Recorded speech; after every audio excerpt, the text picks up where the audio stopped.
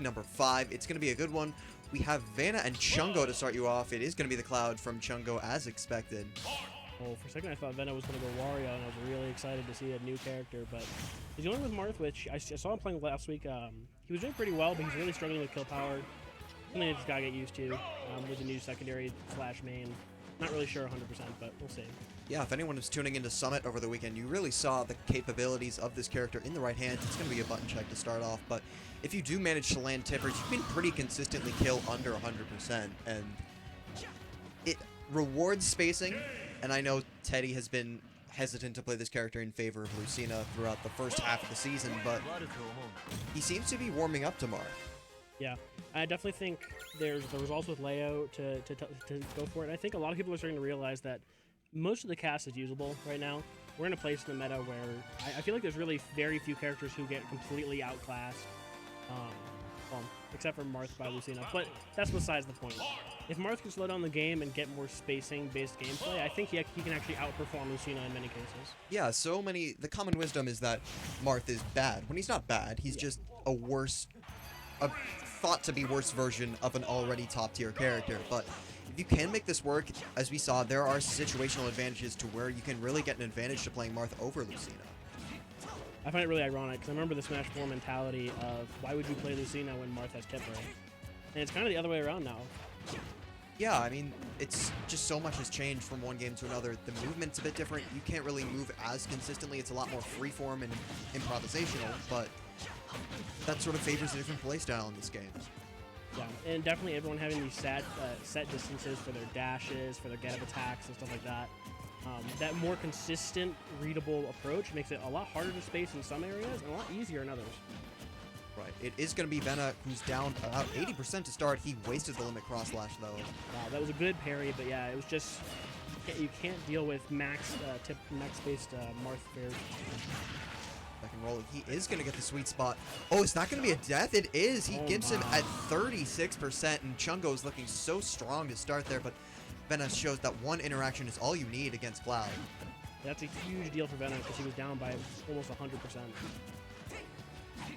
Yeah, that's a real tide turner for sure. He is going to go with some of the blade beams, so playing at a distance until he has this lead, or at least the stock count back to even. Rolls right into the forward smash, so Chungo going to take this opportunity. Limit about 75% full, and even down a bit of percent. This isn't too far away. Yeah, this is definitely a very even match. With limit on deck now, we're going to see a lot more... Oh. I don't think he realized that his limit was going to be there, or he was just hoping to catch a landing, but... A little bit questionable play from with the limit blade beam. Yeah, I was going to say he might wanted to use it a bit cautiously, but before I could even get the thought out, he just expended it. All of a sudden, that's going to be an invitation for Venna to play a bit more aggressively now. That being said, he's still got a lot of room to work with in terms of potentially getting limit again in this stock, so... Interesting. I'm not sure he realized he got the sweet spot off the fair because he was in perfect position to get a follow-up either with an F tilt or even an F smash if he was hasty enough, but he just opted to stay in shield, and that allowed Venna to get his way back into this game. Yeah, he seems to be playing very defensively with a lot of spaced aerials, and again, I don't think he's ready to capitalize off those moments where he gets in.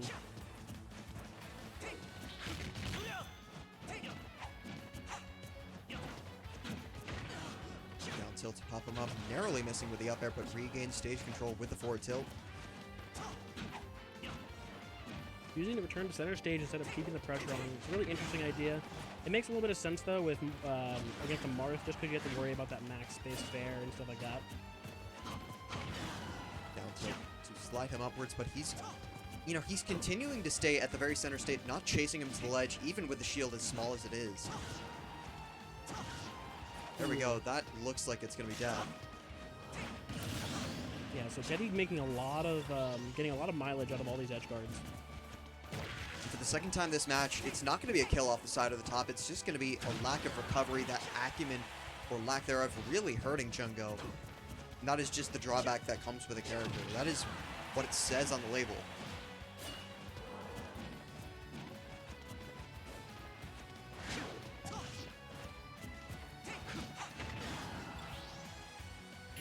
You see Chungo playing out neutral right here, hoping to get a poke, but there we go. That time for the first time, converting a limit boosted move, the up B out of shield. This time it's frame, I want to say frame 6 or 7. It's fast as hell. Yeah. As we can see, he's getting a little bit of practice right now, hoping to get a couple more hits in with that up B out of shield. Good spot dodge into up tilt. He has his double jump still, so he can definitely make it back. Even still, he can make it. Yep. And read the air dodge in perfectly, but not going to get the tipper there. This is looking dire for Chungo, but with all this rage on deck, if he can get either a good read or some limit, he might have a potential way to steal this game. I mean, it's looking less like or and more like and at the moment. He needs both of those. Yeah. Down tilt into a second up air, so he's found Vena at 68%. Not sure anything other than an F smash with the ledge would kill, but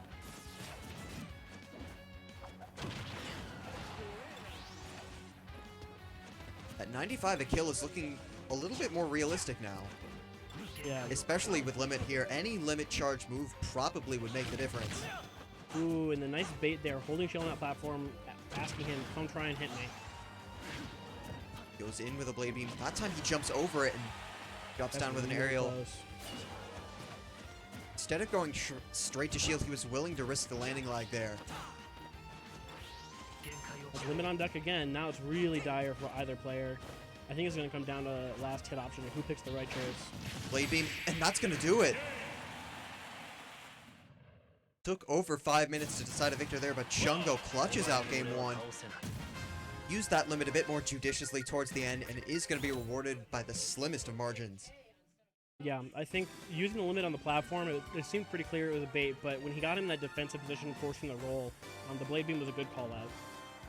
Certainly was. I don't think PS2 was the stage problem for Vena. If anything, it probably helped him with the shape of the side blast zones, since he did gimp Chungo twice. Yeah. So he's going to make the switch back to Zelda. I think he probably senses something in how Chungo plays that the Zelda feels like it might be more effective. Even though I think the Marth definitely could have done it that first game. Yeah, perhaps. I think if you do realize, because contrary to popular belief, Zelda's range amongst swordies isn't even incredible. It's good among people with disjoints, but among swordies it's fairly average, and it's worse than Cloud. So, in most respects, if you're not going to play, you know, this outranging game, why go half in when you don't even have to approach it all? Exactly. So interesting, we're seeing Chungo take a pretty sizable lead here at the beginning of the match, but we're already starting to see some bits where he might not know the Zelda matchup that well. Getting hit by the big guy. Yeah, the Phantom is going to apply a lot of stage pressure, gets him back off stage. Help of a back air. Down air will fully charge the limit meter, so he does have a narrow amount of time to expend it, but Zelda can do such a great job of wasting and stalling out the timer, and I think Chungo knows that. He's doing a good job keeping the pressure on.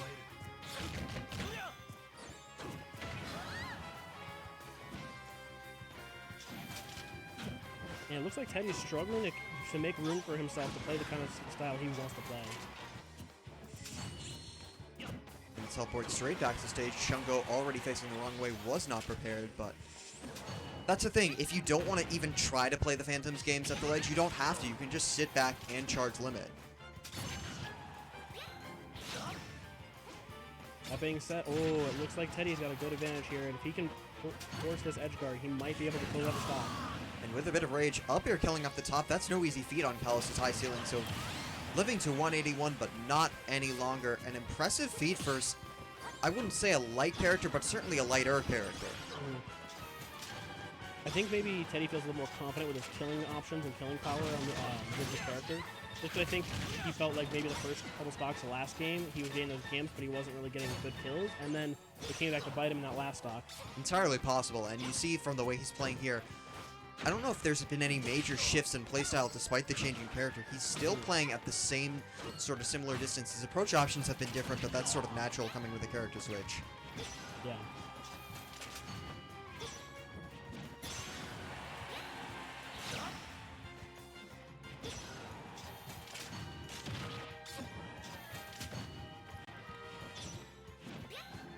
Looks like we're back to neutral here. Ooh, that lightning kick right out of disadvantage, taking the stock. Yeah, such a small hitbox, but when you do manage to land it, it is so rewarding. And look at all this up tilts he's been able to get off of that. I believe he began that quote-unquote combo with invincibility, and just as it wore out, he just made the most of it. Dropped down from the ledge right away.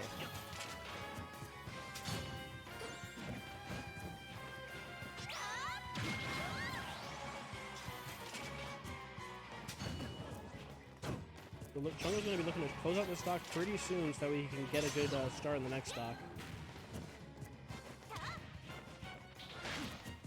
This time he just fires off Blade Beam with the limit charge in the entirely wrong direction. Recovers nicely with the down tilt, but having said that, he's still in his last stock, has to find some mechanism to kill, and Cloud's back air, not the best killing option, as so many people have unfortunately seen before. Yeah, it's especially hard because he's been using it so much for the spacing game.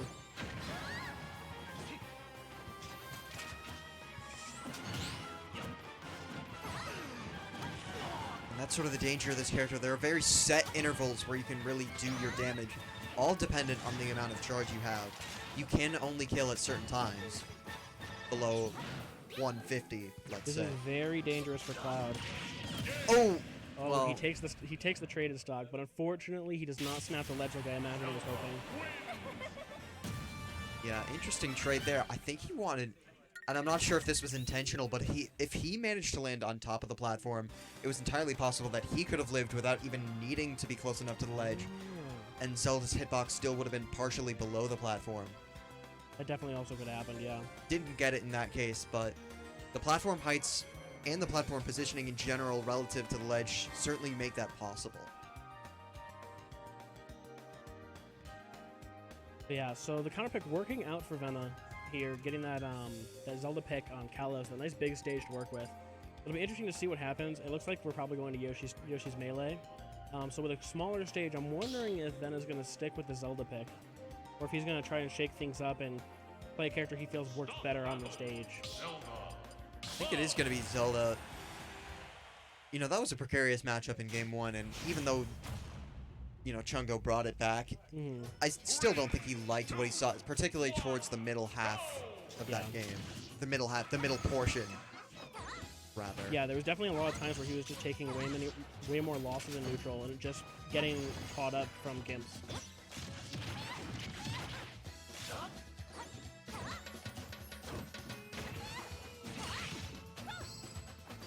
As we move to Yoshi's for Game 3, it is going to be the triplat that I think Zelda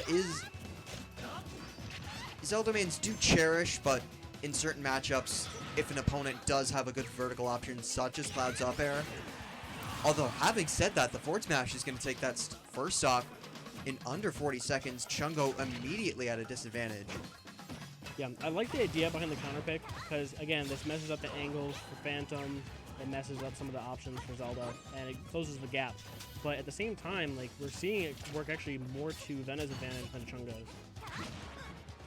Drops through the platform with the down air. So able to play this neutral game very well, but just one miscalculation running face first into that forward smash. Even, you know, even trades, even quote-unquote even interactions that you might take at 0%, you can afford to take now. Yeah, and the poking through the platform with the up air seems to be really effective right now, pressuring Chungo. And just outside of the range of the cross slash too.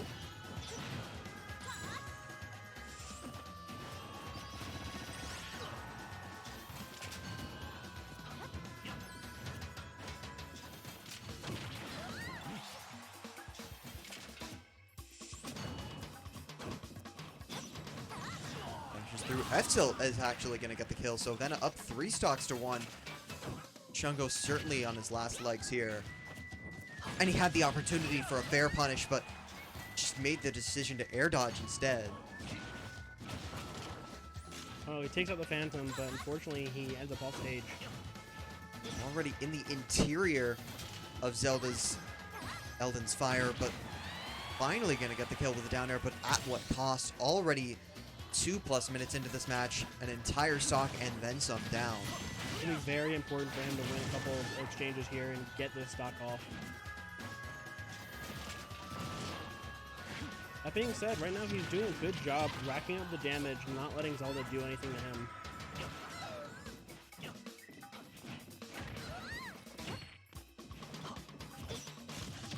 And that, that weak spot of down air from Vena was the first percent he got versus Chungo, who managed to rack up over 100% untouched.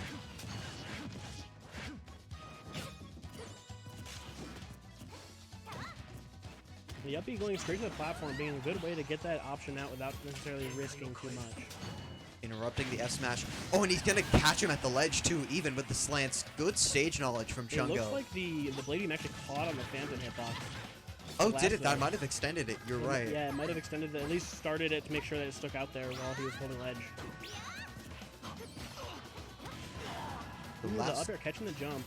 Last stock of game 3. Loser is dropping into finals, and if I know Vena and Chungo, neither of them wants to be doing that this early. Expends the blade beam, so a little less tools to play with, but that being said, still 80% down. This isn't over.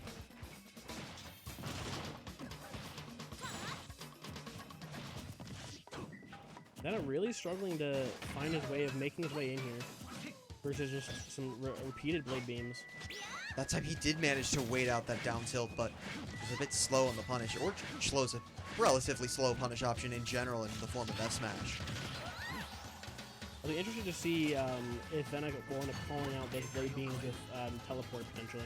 But now Chungo does have limit charged, waits out the Nehru's Love, and is that going to do it? The up special. It does not kill. Very narrowly avoiding death there.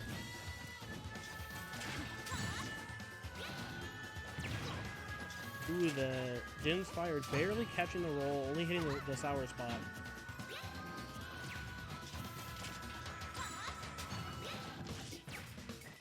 Rolling around the fire this time. Narrowly missing the fair, but nevertheless has Vena back off stage, and for the first time, Chungo has a percent lead. Oh, the up B out of shield slow, but the punish also slow. Both players seems pretty scared and a little bit butterfingers from both. Jumps over it and goes for the down air. That's going to be the first and last stocks gone. Vena out of that at 130% and into the loser's bracket. Chungo holds his own after taking game 1, doesn't falter, and is going to be moving on. That was a really close end there. Really intense.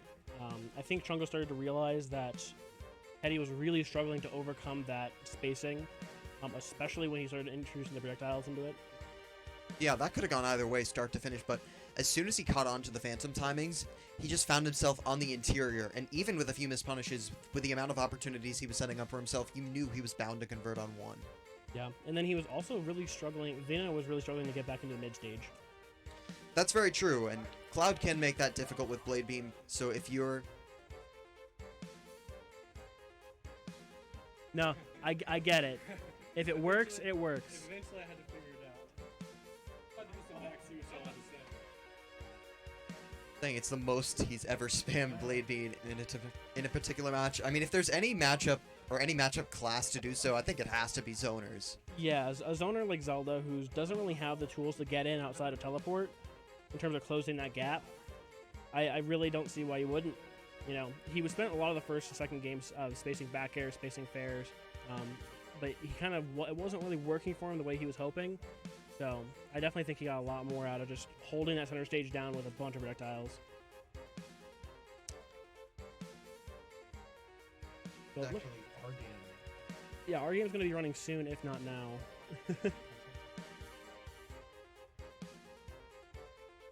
Yeah. We'll see which one they call.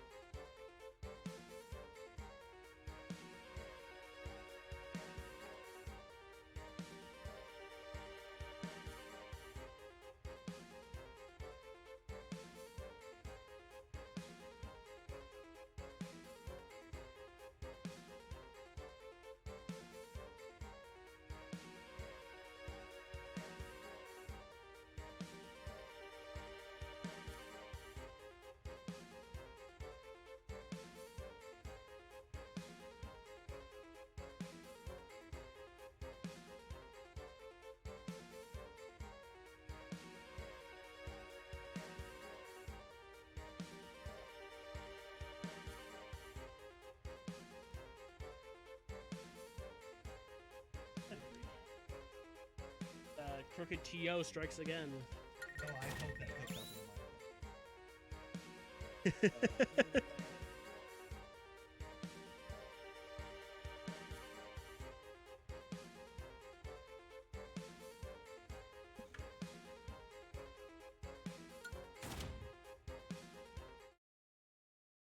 All right, so immediately into the next matchup, it's going to be Gorgon and JT. Gorgon, who I erroneously said was a Captain Falcon main because he only played Falcon on stream, but he is a Fox Falcon co-main.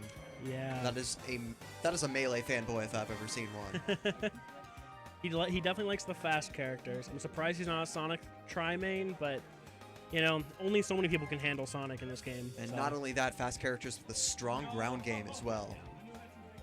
And both definitely have really good kill options as well. That's another thing that's really important is that like there are a lot of characters that have speed. You know, you look at Sheik in this game, but having strong kill options and ways to deal with characters on stage, I think that's also really important. His opponent JT, a Pac-Man, managed to top 8 the first Smash Ultimate tournament way back in week 1, if you can believe that, over a month ago, but Wow. still yet to make a second appearance in the top 8. Has shown a lot of promise. I know he's racked up some really good wins, you Yeah. included. But Yep.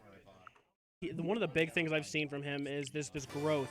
So he switched to Pac-Man, I assume over the summer, and he was starting to make some big results, and then it's kind of hit a little plateau. But then he's kind of been jumping up, starting to incorporate new techniques, new mix-ups, and new projectile play into his game. yeah, there's such a rock wall you have to climb with Pac-Man in particular. Every combo, every setup you learn, every way to approach, every way to get up close as well. That's an advantage you have to push and have to not only know how to convert in a practice setting, but in a match as well. Yeah, one of the big things about Pac-Man is for everything for every matchup where it's, you know, what do I do versus spaced fair, for Pac-Man. All right, we're gonna be going up to play our game. Okay, so we'll be hopping off the mic, hopefully introducing 2 new commentators. Maybe you'll catch us back, but in the meantime, enjoy Gorgon versus JT. Good luck to both.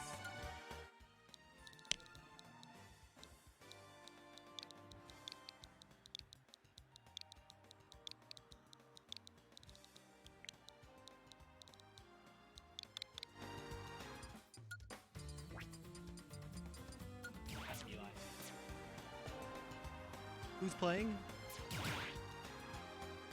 That's a good question.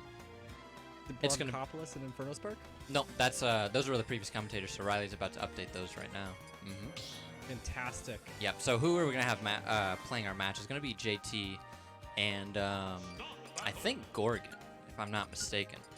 Now, That sounds right. yep, JT Gorgon. plays Pac-Man? Yep, that's correct. And then Gorgon is the fox. There it is. What do you think? Who would be the better baker? My bet's on Pac-Man. I mean, he has the gloves. The mittens are He's very ready. helpful. I mean, Fox would just burn himself. All right, Fox started by going for the hydrant. That's a common problem that people have when they're playing against Pac-Man. Yeah, I think JT he has started with the upper hand here, and has the advantage of being able to throw out a lot of aerials. Yeah. We'll see if Fox uses the reflector a lot. He seems like he's used it twice now, but neither time's been very successful. Yeah, on paper it's really nice that Fox has the shine because, you know, Pac-Man is gonna just be throwing tons and tons of projectiles and you can reflect it back at him. But if you aren't able to get it out and Pac-Man just continues pressuring you, then And there we go. We just saw it.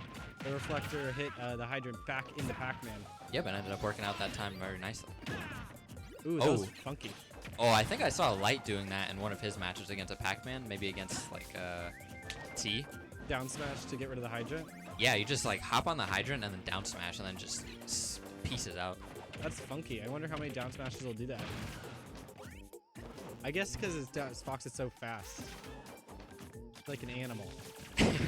I think Falco. Oh, nice shine. I think Falco maybe has very similar down smash hitboxes. So Fox is in a pretty uncomfortable spot here. Is the edge guard going to come out? The ledge guard? He's still stuck at the edge. Oof. okay, that was a really nice shine there. Anticipating the hydrant coming in and just sent it right back to him. Yeah. Got the kill. I wonder how Pac-Man's going to try to adapt. Is JT going to start using less projectiles? Or I mean, Pac-Man's game is really just very projectile heavy. Maybe he throws out some more aerials, but it seems like Gorgon's kind of just all over him right now. Yeah. Big problem. Those backers are just keeping Pac-Man stuck on the edge. Nice get up attack to get him out of disadvantage. Oh, and that was a good grab. You know, tried to bait him out thinking he was safe. Oh my goodness gracious. Is that key 2-frame? I think Gorgon may have jumped into it. That's the only thing I can think of to get rid of his invincibility like that. It Yeah. should not have hit below the ledge. Yeah, that's what I thought. I've never seen a hit below the ledge, but I don't know. It looks like he was still down there. Maybe I was wrong. We'll see. Oh, tried to wait out the tech there and get the up smash for the kill, but wasn't quite able to connect the two. Looks like Pac is making a little bit of a comeback here. JT's doing some smart moves. Oh, the side Cool. BS shields are safe. That's lucky. That's one interesting thing I think about reflecting against Pac-Man. That a lot of the projectiles don't go as far back. You know, like they kind of like will go and then bounce a little back, and you can just ignore them. Yeah. Wow, hard read there. Ooh, interesting attempt on attack. Hit that.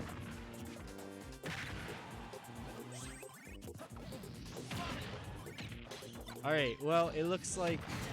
Well, you're The hopping long off. fans. I have to go play a game. All right, you're being abandoned. Now it's just Glia. Ooh, the down special has been blocking off the edge for a while. What's this Pac-Man gonna be able to? Yeah, he's back on the stage. All right. Ooh, nice lasers. We'll see what happens next. Oof, I'm having a little trouble seeing the other commentators walking back and forth in front. Ooh, wow. Unlucky by Fox, just ran right into it. Good try, Gorgon. All right, well, this is JT needs to really find a way to end the stock or he's gonna be in trouble. Ooh, that up smash. That was very good anti-air. Beat out the down air. Ooh, I have a partner. Fantastic.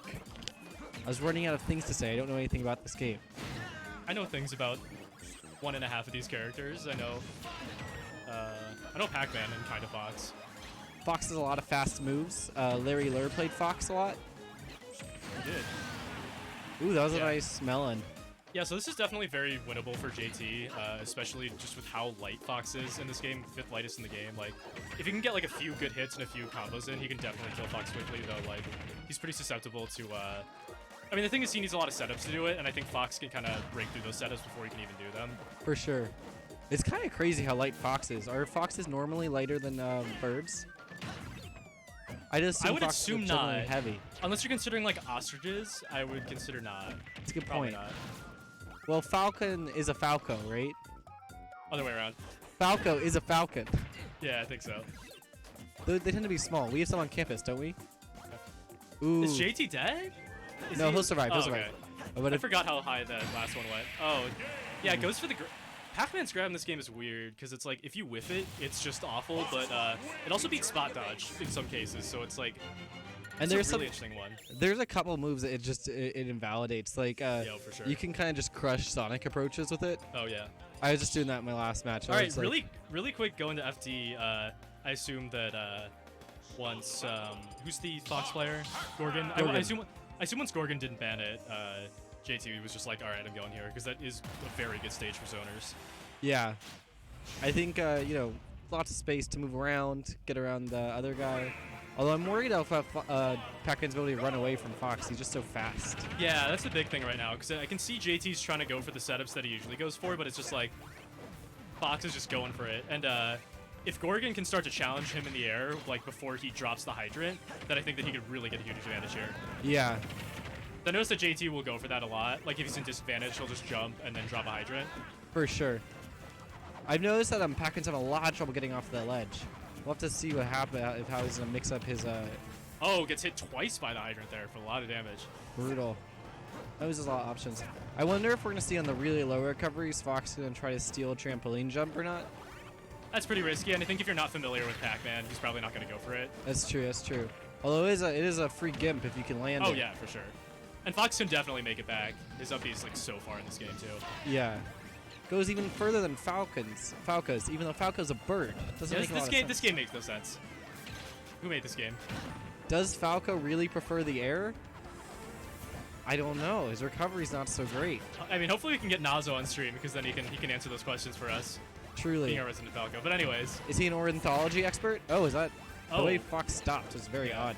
yeah, I really like how Gorgon's playing here. Like, he's not necessarily winning every interaction, but he's making really good use of the shine because I think he can tell what JT's projectile patterns are now. Yeah, that adaptation was really strong from the first game. And it just doesn't really seem like JT's adapting at all. Like, he's not trying to like go in or play sort of a less setup heavy game, even though they're not working. Yeah. Makes me concerned for him. I think certainly trying to wait out the shine, going with grabs, will definitely be helpful. Play a little bit closer up might help too. Yeah. Give less I mean, time to react. Just thinking about some of the other Pac-Man players I've seen, like for example, like T, like I feel like I tend to see them go in a lot more, and I feel like he could be doing that more here, just going for Yeah. like fair chains. Goes for grab, but Yeah. yeah, instead like I wish he would have dashed in there instead of putting down a hydrant. Like I don't know. Okay, Yeah. but he gets the kill nonetheless. Still pretty even. Yeah. I mean, this game's definitely going better so far for Pac-Man, although we'll see what Yeah. happens. I guess I'd like to see both people go in more, because I feel like Gorgon could also be pushing his advantage a lot more. Like, Yeah. I feel like he's not getting enough out of these neutral wins as maybe he wants. And I feel like he hasn't been capitalizing at all on Pac-Man's interesting or poor recovery as this game. For sure.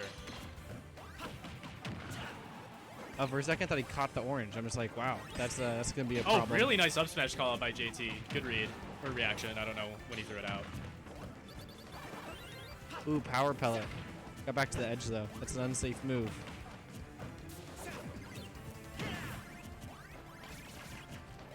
You know, it's good that Fox isn't like a fire type or anything. Otherwise, you know, there could be some trouble. I like that Gorgon's using the lasers now, like to actually try to pressure J2 to approach, because he knows that he can throw them out and do more damage Yeah. faster than he can throw the fruits. Yeah. It's a good adaptation. Although we saw Pac-Man can just hide behind the hydrant, and they don't have a huge amount of effect on it. And right away, JT's got the lead. Yeah, Fox-like character gonna definitely die at 80 from getting hit by both the smash and the hydrant there. Yeah, and that's just such a strong F smash. Yeah. So ridiculous, the Tipper being just one of the strongest F smashers in the game. Yeah. And it definitely looks like JT's making some of those adaptations I was not really seeing earlier in this game. It looks like he's going in a lot more. Yeah. Tries to go for the grab, gets hit by that classic run-up up smash on Fox. This game hasn't, I mean, minus the first stock being in Gorgon's favor. After that, it's been pretty even. Like, both Yeah. these guys definitely are still in the game completely. Yeah, it's really, who knows who's going to win this so far. Very hype. Ooh, the up air beat the hydrant out. Oh yeah, if you hit the hydrant on the way up with anything, I think, then it doesn't have a hitbox until it lands. Yeah, for sure. Ooh, that was a good That's two one for of those the- weird things with Pac-Man where you literally like don't know it unless a Pac-Man tells you. Yeah. I mean, he hasn't been going for it, but if he reads a hydrant, he can always reflect it. It bounces back up. It looks super silly. Yeah. And Yeah, he had a chance to do it there. He just didn't. yeah. Nice. Oof. An up smash will take it. All right, and that goes 2-0 to Gorgon.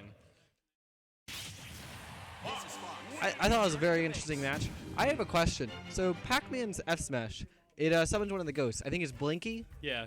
What does Blinky blink? I can't answer these questions. I'm not smart enough for this commentary. I Blinky didn't sign up has for this. eyes. We can see them. You'd think Blinky would blink. I mean, he blinks sometimes, like when you got the power palette and then it's powering down. Like they kind of flash. Well, isn't that Pac-Man's eyes, not Blinky's eyes?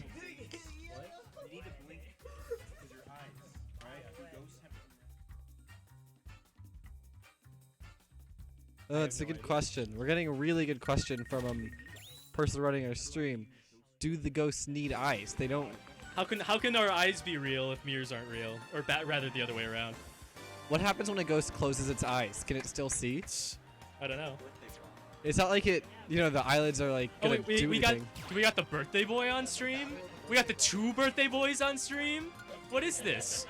We got Nuck and Placebo, who are of course twin brothers. So this will be interesting to see.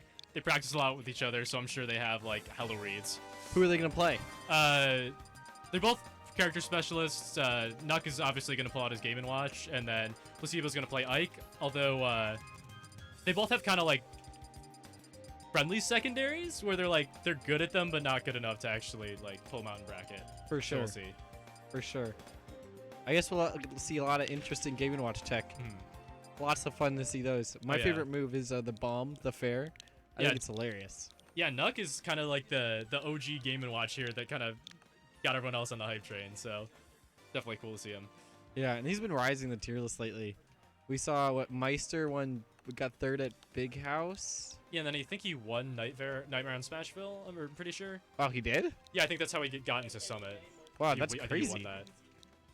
Yeah, no, I mean, I remember all of Chicago when Zero released that first tier list that a Game & Watch at bottom 2. All of Chicago was just like clowning him for it because we already had Josh King and Santi, and then Nuck over the summer made a hell of a run, just, Yeah. playing at Chicago tournaments. You know, Chicago's a great city. Although so far it hasn't been so windy. Like, I've been to other places that were windier. I was kind of confused by that. I think it also it's like a double entendre. Also has to do with our shady politicians, but Sure. yeah, I'm interested in this one. I'm still kind of hung up on that last set. I really wanted to see it go to game 3 because I feel like JT was making some really interesting adaptations. And Yeah. I feel like Gorgon was starting to figure out some stuff that I really would have liked to see him take further. Yeah, I thought it was a really nice turnaround. I was very surprised that Gorgon didn't play a character that was like a snake or could turn people to stone. Something like that. Damn. Wait. Shit. That was like too deep for me. We're getting the deep moments here on Northwestern Esports commentary. All right. Real question. If you were named like, what is it, Nemeus, the lion, Mhm. lion with like the really good hide, Yeah. who would you play? Who would be the best lion-esque character? I want to say Roy because he's got nice hair. I'm gonna go with Roy. Nice mane. Yeah. Yeah. All right, so let's see what we're getting. All right, yeah. Oh, for a second, I thought he was gonna choose Almost me. saw Placebo go Meat Brawler. That would've I been know exciting. he. I've never seen him play in bracket, but I know he has one. All right, so yeah, we're into the quarterfinals. I have a feeling we're gonna see some really hard reads in game 1, just because, like I said, these guys play so much with each other. Yeah. I mean, think- like, they already have all the adaptations Exactly. known, so. Ooh, that nice up air got the downer. That move's really hard to interrupt. Yeah. Although I guess when you're Ike and you have a sword that's like the size of the Empire State Building, you can. Yeah, so Nuck is pretty heavily favored to win this, but Placebo's still doing pretty well, keeping it even. Although he's gonna get stuck on ledge, like you just, like when a Game & Watch starts using Chef on ledge, like you're just gonna take damage and you just gotta take it. Especially when you're just Ike, you don't have a ton of Yeah. options. You know, Yeah, and you your don't really have- options all get beat by the same thing. Exactly. You don't really have a way to get like down from ledge and then double jump back with anything. And yeah, as soon as I say that it's maybe looking okay, Nuck takes a quick first stock, making advantage of Ike's really bad disadvantage by just extending that one hit into an offstage just destruction. Yeah. Ooh, nice chef. Oh, almost landed into a grab, but good directional air dodge from Placebo. I like how Placebo spot dodged 2 of them, but just still got hit by grab anyways. Yeah. Ooh, first time that fair's come out. That's my favorite move. Is he gonna go? Ooh. Oh, nice. I don't know if Nuck intended to do that. I think he intended to snap to ledge, but maybe just didn't move in enough. All right, Brutal. now we got a 3 stock to 1 situation, of course. Yeah, I really thought that was gonna kill. Ike's got some Yeah. powerful moves. Like I think his Nair will just. I think his Nair on its own might just kill Game & Watch, honestly. Yeah, I mean, you have to Without the get up to a little higher, but I'd say it would probably kill like by 150, 160, right? I think earlier, just because Game & Watch, Yeah. he's so light that I think it might kill like 130, 140 if I had to guess.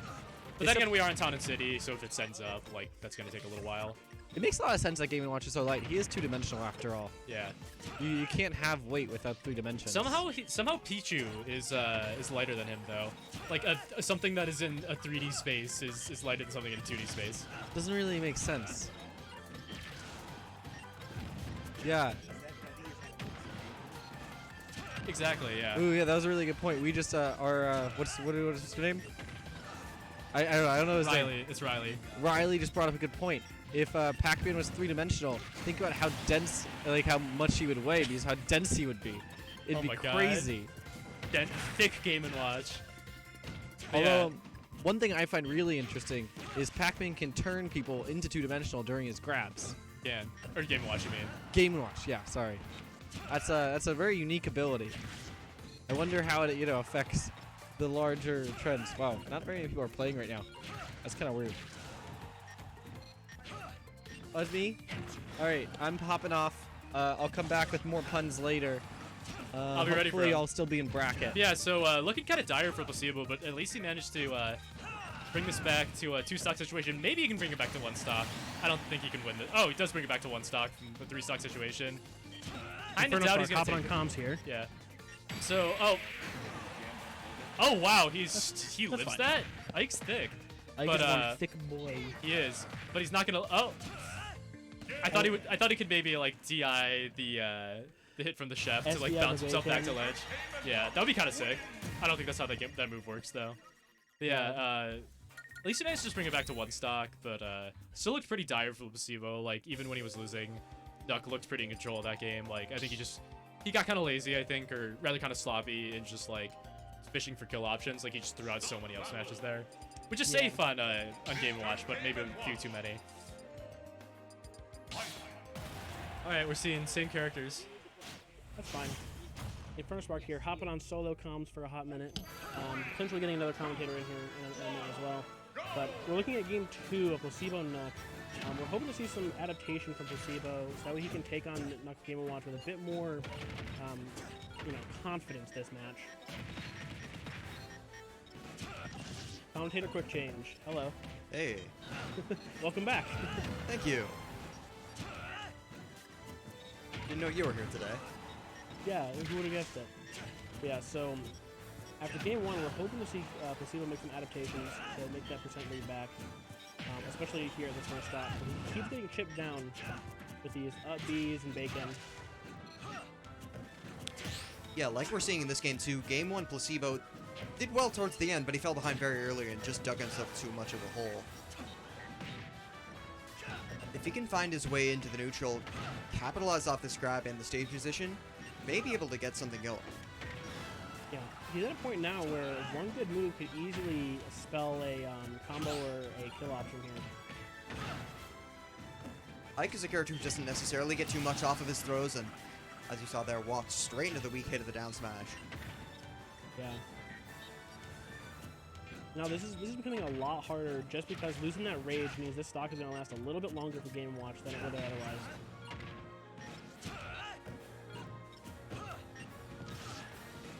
And interestingly enough, this stage choice in Battlefield is very beneficial to both characters actually, so it'll be a battle of basically who gets more out of the extensions that the side platforms and central platform provide.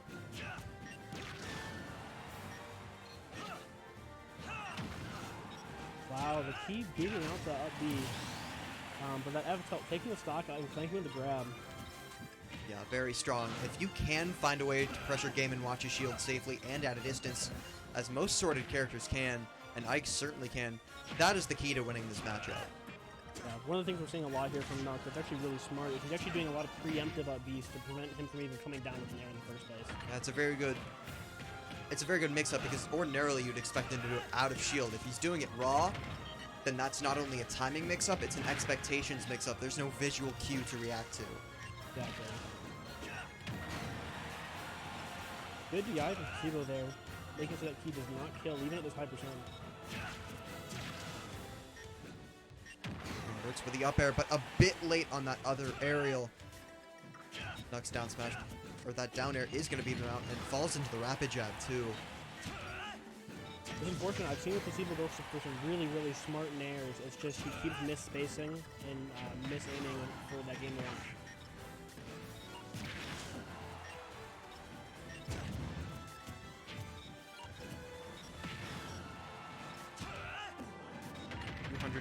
That nair is going to kill and then some. Nuck singing at 74%. This is a lot closer and certainly a margin where you really wouldn't see it too far out of hand. F-tilt well spaced, although that time he just tried to punish the up smash, and you cannot do that against Game & Watch.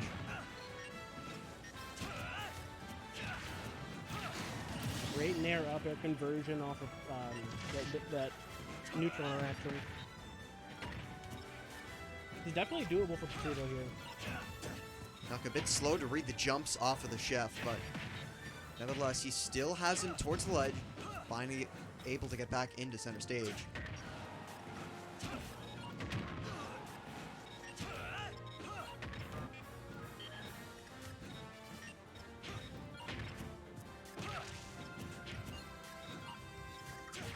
Comes down with an air, though, unable to get the fair right afterwards.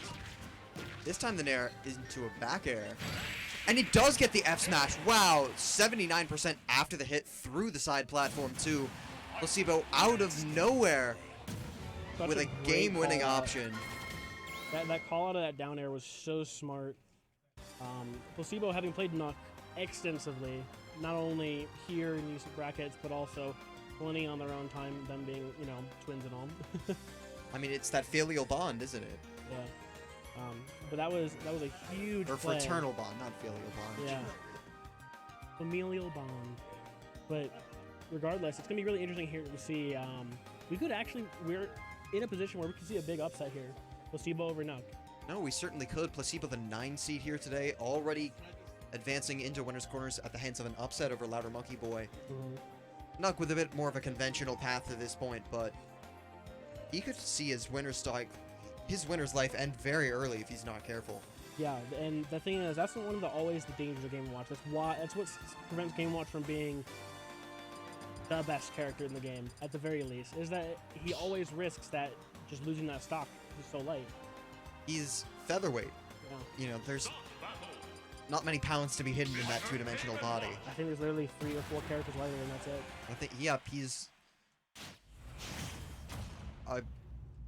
it's third, 3 or lower than him, so yeah, that would make him 4th. Yes. On to Town and City for the decisive Game 3. It is winner's quarters, so there is only one more game to be had.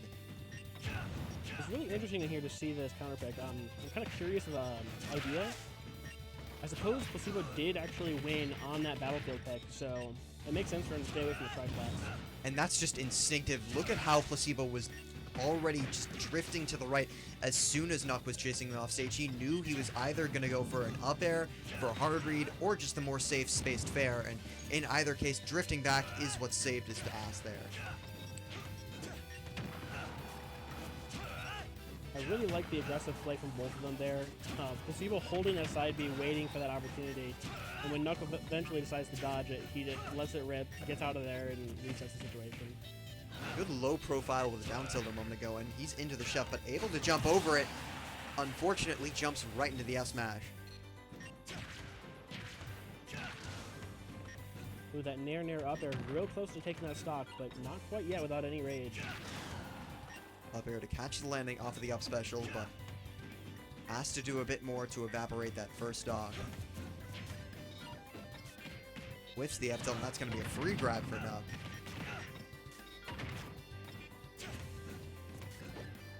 Perhaps crucially, though, fell out of the nair, and that's what's going to allow him to reset the neutral, but only for a moment. Good recovery with the side special. Yeah, Placebo's doing a lot of great things defensively to reset the situation, but he's really struggling to close out these stocks. As I say that, it's a nice backer. It'll be really interesting to see here how he plays out the second stock. There, he missed the tech, but fortunately enough, just had the momentum enough leftward to drift off, but he dragged him down into the down tilt. What a great conversion from Nuck.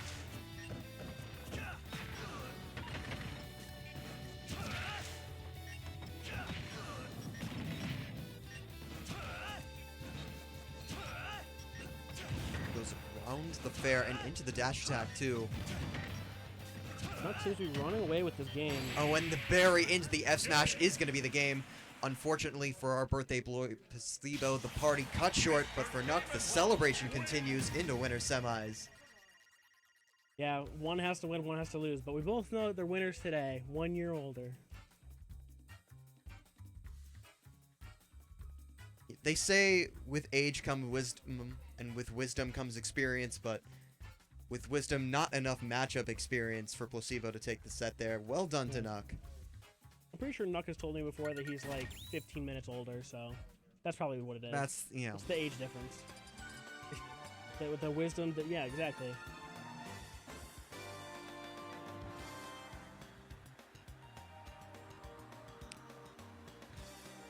Once again, if you're just tuning in, welcome back to Northwestern University Smash Ultimate Weekly number 5. If you want to follow along, you can do so at smash.gg/NUS. We have a hyperlink this time. Yeah, that's right.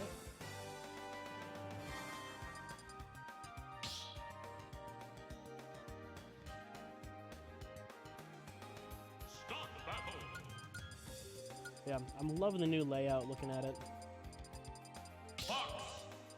We got some nice transparency. This is more or less the same, showing the commentators and stuff, but I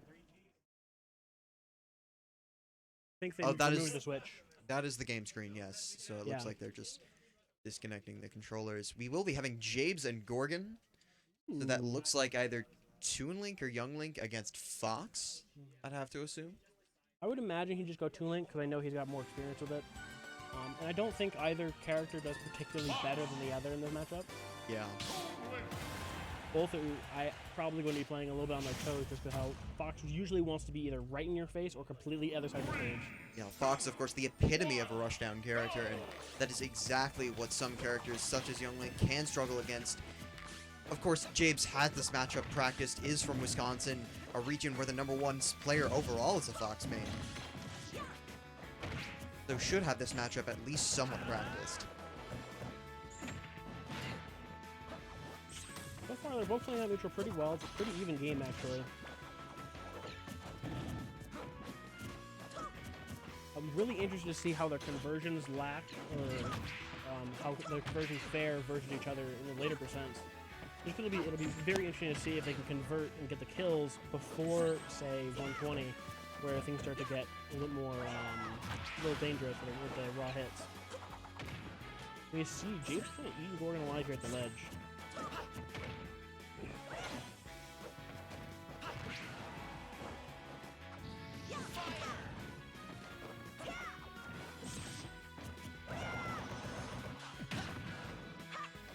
Gorgon taking that free damage with the up smash off that shield. A good recovery, but unfortunately he's looking in a dire position. But he gets the stage spike and steals the stock. We all take those. Jabes catching the jump there with that really preemptive up air. And Jabes, knowing the boomerang's coming back, waits and bides his time to get that grab off the shield. And it looks like the hitbox from the up throw there actually explodes the bomb on contact.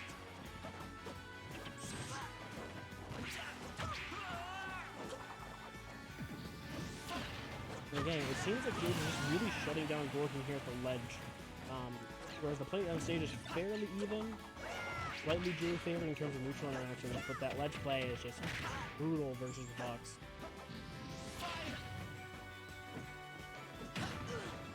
The get up smash, taking that clean hit.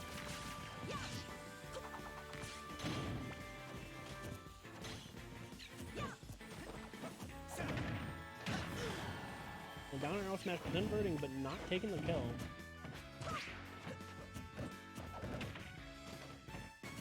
Oh, and Gorgon has a really nice dash dance there to bait out the defensive option, but doesn't punish.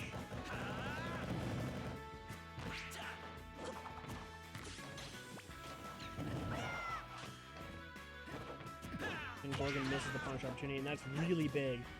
Jabes now gets to keep that rage and use it potentially to take this stock.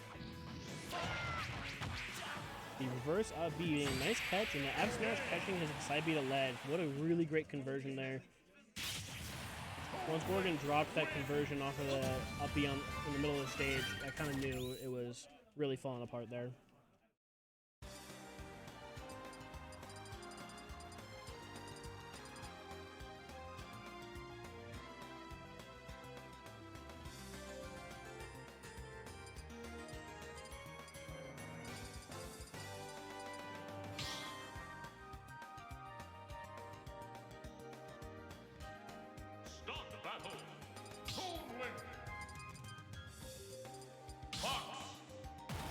We're going to see the same matchup game 2.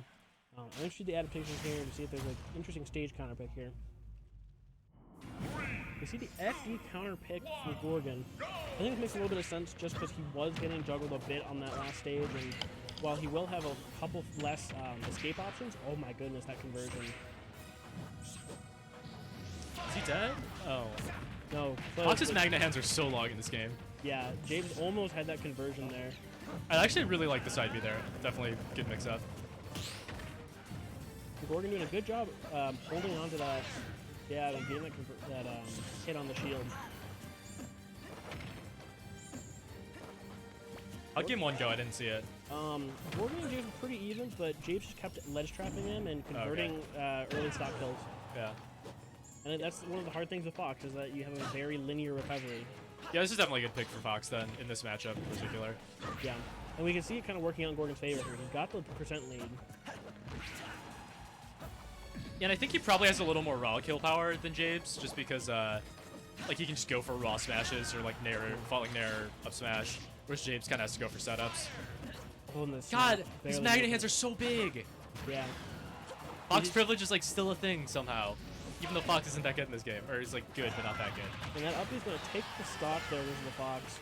A little bit of rage on top of the high percent for Fox, and Fox being so light, you just can't really do anything about that. But I think so. It would be interesting to see if Gordon can take the stock here before Jabes starts to get any more setup on him or wins in neutral. That parry stopped the shield break. Oh man, that's intense. Oh, you're right, the wood is shield broken. Yeah, Yeah, he was definitely below half shield. And Dang. Okay. get up smash out of shield to take that Yeah. stock there on the overextension. We're going to see some slowdown here where both players play a little bit more projectile-based game. I don't think it's a good idea for Gordon to try to play a projectile game, honestly. Like, against Toon Link, you're probably just going to lose that. Yeah, realistically, you just don't get the damage output you need to keep up. Yeah. That being said, he does do a good job of mixing up between lasers, reflectors, and Yeah. shield to prevent James from kind of baiting him too hard for the projectile play. That's the hard thing about playing Fox. Like, you can't get scared to go in at all. You know what I mean? Like, you have to have just confidence in you're going in, and that's hard to do. Yeah. I think he's used to double jump in neutral, though, just to try to, like, not get hit by things. Yeah, and there's been a couple really smart double jumps getting out of the setups that James clearly seemed to aim for. Uh-huh. That's definitely a tough call, too, to actually sacrifice your double jump. Gordon doing a pretty good job here in the with pressuring the shield and mixing up his options to cover James' defensive play. I would like to see a few more grabs coming out from him, but yeah, otherwise, you're right. He's doing a great job mixing up.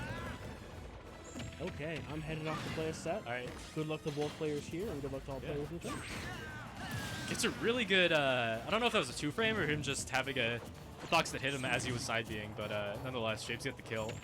And he's at a percent right now where Fox just can't just, like, raw smash attack him for a victory. Like, he has to go in a little bit and set something up, get a little bit more damage. So hopefully in the next few neutral exchanges, Japes can get himself a substantial lead. All right, 20%, not terrible, but he probably could have extended that further if he didn't get hit there. Again, Gordon, he keeps getting hit by these side Bs that I just think he isn't expecting, because I think he's expecting Gordon to, like, run, jump, and nair, or, like, run and dash attack, but, yeah, side Bs... I guess Gordon's use of unconventional options is actually really interesting right now. Just both the side Bs and those double jumps in neutral, I think, are serving really well.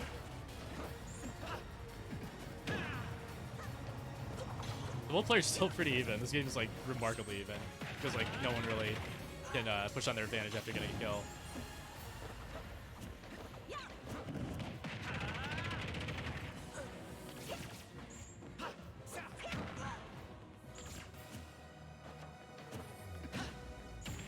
Alright, Jabes gets a reversal there. Was trapped on ledge for a little bit. I don't know how good Fox's ledge trapping is in this game.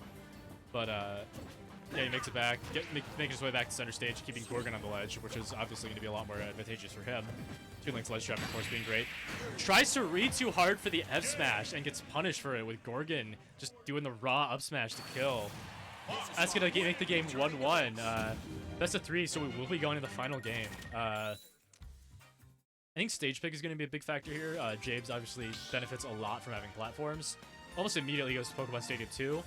But yeah, as I said, smart pick, because he's going to be able to use those platforms a lot to get some of his combo extensions, as well as some of his setups for kills.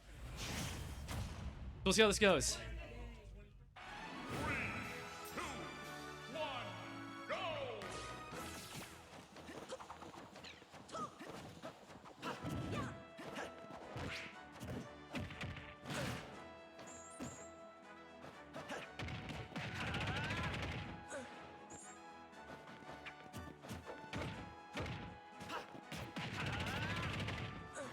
Alright, Gorgon seems to be going for like the same options at ledge every time, but it feels like they kind of just work. Like he just throws out Nair or like up tilt to read a roll in, and seems like he's doing a better job from last game than keeping James at ledge, and he's already got a pretty sizable lead.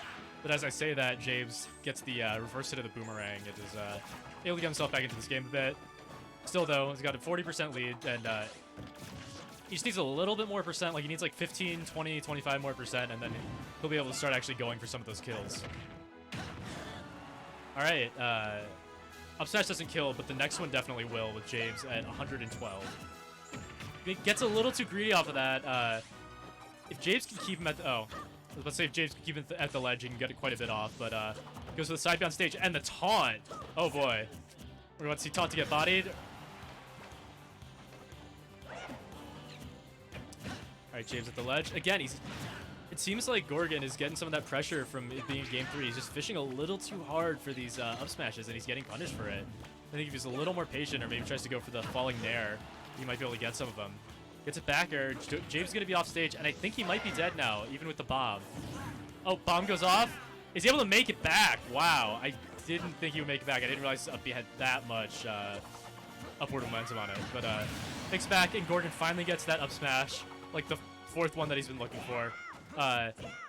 So in all that time, I believe when he hit that first up smash, he was at like 60-something%. So even then, not too bad. James hasn't been able to get like too much off of it, and he's still got a sizable lead here. So James, to stay in this game, I think he's gonna have to probably get this kill soon at the rate at which Gorgon's stacking on damage.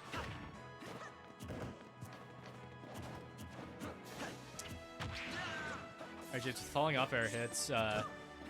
Seems like James needs to figure out something to punish these side beats onto stage, because it seems like it's becoming an increasingly more popular option for Gorgon, because he just doesn't want to deal with these ledge traps. All right, yeah, this is this lead, which looked like it was crumbling a little bit the first stock, has just piled on so much. Like now Gorgon is like almost a full stock ahead, basically. Okay, James with the back throw gets him off stage. If he can keep it at the ledge, he can probably get a kill off of this. Doesn't punish the up smash.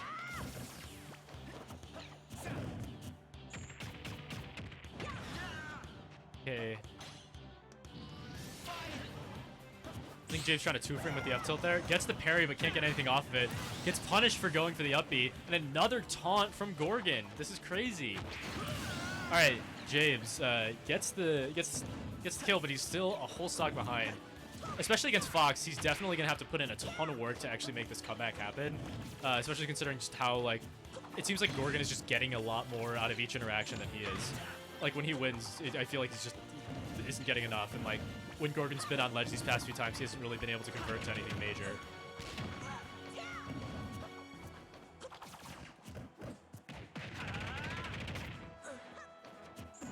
In Game 2, I expressed I didn't really agree with Gorgon's choice of lasers, but now I'm definitely seeing the benefit of it at those super long ranges where James is going to actually need to charge the arrow. Like, it definitely does actually, you know, force James to approach. And especially in this situation where he's stock ahead, James is, like, super pressured by those lasers now. Oh, yeah, it looks like Gorgon is just, like, keeping this lead going. It just kind of feels like he's outplaying James just in every situation. Like, he's just getting more off of neutral. All right, James gets the grab, though, gets him off stage. Again, side B back to stage. Gorgon keeps doing this, and I guess maybe James just doesn't have a great option to punish it as Toon Link. But, yeah. James over 100% on his last stock. Fox smash stacks are definitely going to start killing now, so he's going to needs to make something happen pretty much now if he wants to stay relevant at all. He's going to need to get this kill quick.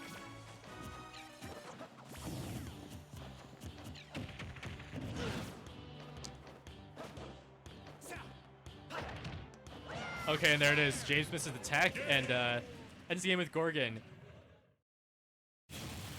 Gorgon popping off a little bit at that. All right, 2-1. That was a clean last game. It definitely felt like Gorgon was just making adaptations that James just couldn't deal with. You know, it seemed like I said, couldn't punish side Bs on stage. Was kind of figuring out how James was ledge trapping and figuring out how to get around it. Just getting more off of every neutral interaction in general. I don't know how that matchup is, but he was just making it feel like he was just getting so much more off every interaction, making it feel like a very Fox dominating game. But hopefully we should be getting another match on stream soon. Yeah, so wow, that was quite the upset. Yeah, for sure. I don't know what Gorgon Seed was. I can check right now. I know Jabes is like, Probably 7th then, if I were to guess. If Jabe was number 2, yeah, that sounds. unless he upset Is someone. my mic cut? Oh, I couldn't hear the feedback for a sec. But yeah, I don't know what seed he was. Let me check real quick, because I don't think I've seen him here before, so I don't know. I think he was here last week, but that was probably it. What? I can hear you. You talk.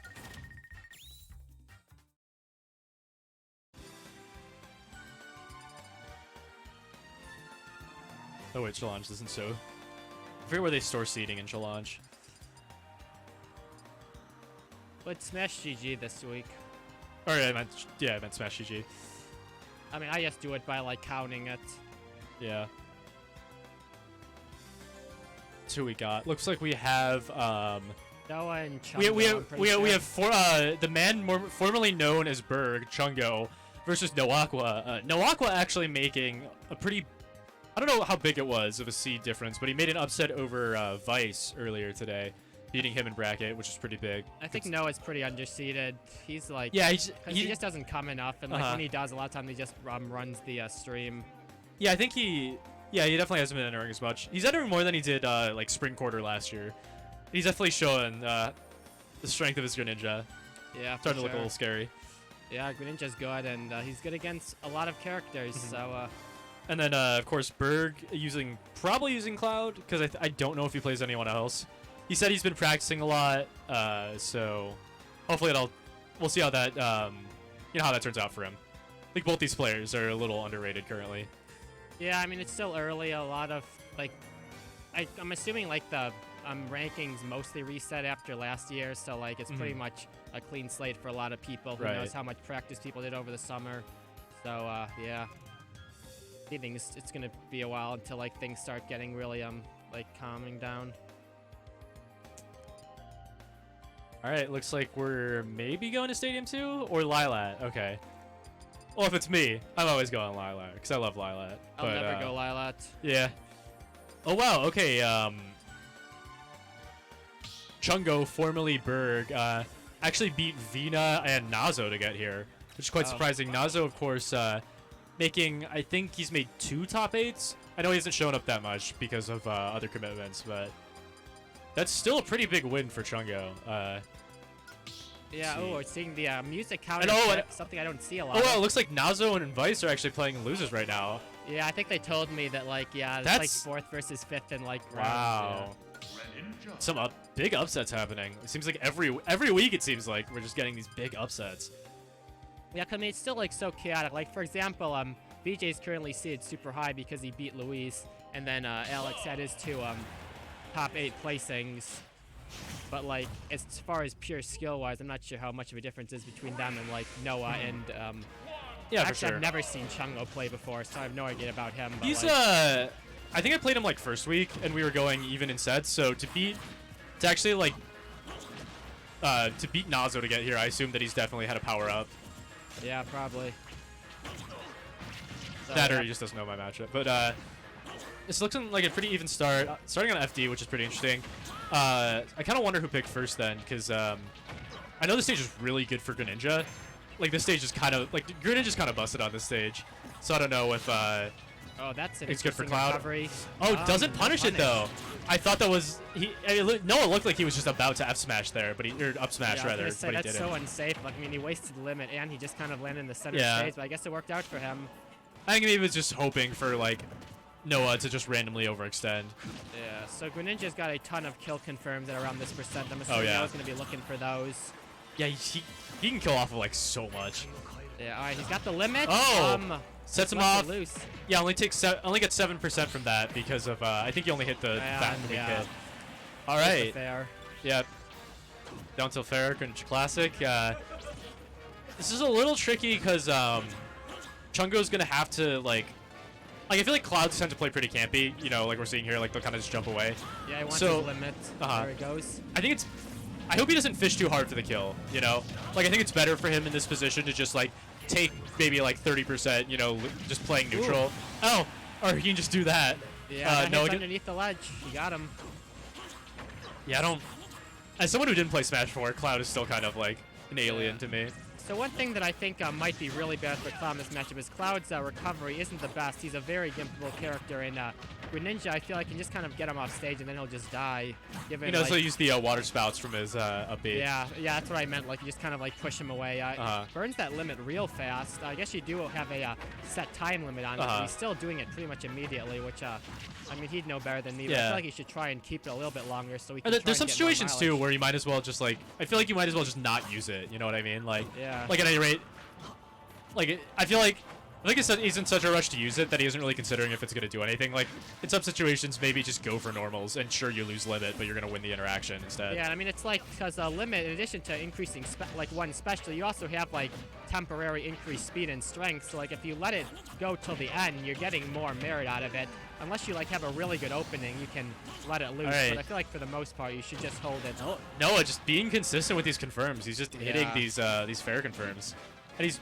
You know, he's not ahead by much, but he's just been ahead this whole set, it feels like. Yeah, Noah very consistent with his kill confirms. I can tell you a first-hand account of that. Yeah. Hopefully he can get a little bit more off the stock lead than he did the first time. He only got like 10%. He's already ahead of that. Hopefully he can just play around this limit. Oh, barely air dodges out. All right. It definitely feels like Chungo's getting a little desperate for these kills here. I feel like I haven't really seen him... Okay, that'll do it. I feel like I haven't seen him smash attack at all, and maybe that would be a good mix-up to throw in there, just F smash. Yeah, what I think he should be doing is he hasn't been doing any like fairs either, because fair is one of Cloud's best moves. It reaches super far and had it's a good kill option, but he's just gets the jab log into the F smash. Not enough to kill again, going for that unsafe recovery. I mean, like, yeah, I don't know why he's not just like air dodging to ledge and keeping his limit. He's just like, and yeah, I think maybe.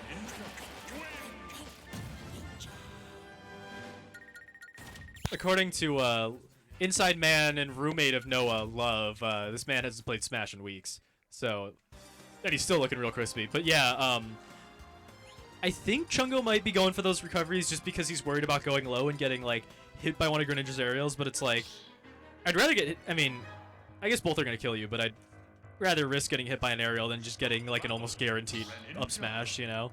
Yeah, and I mean, if he goes like directly, Cloud has a purely vertical recovery. Like he's able to like just go straight underneath and then up be up. Like he's not like super far out. Right. I feel or like you can just air dodge, like you said. Yeah, that'd be my personal pick since it keeps your limit. But yeah, let's see if we have any adaptions. Game 2.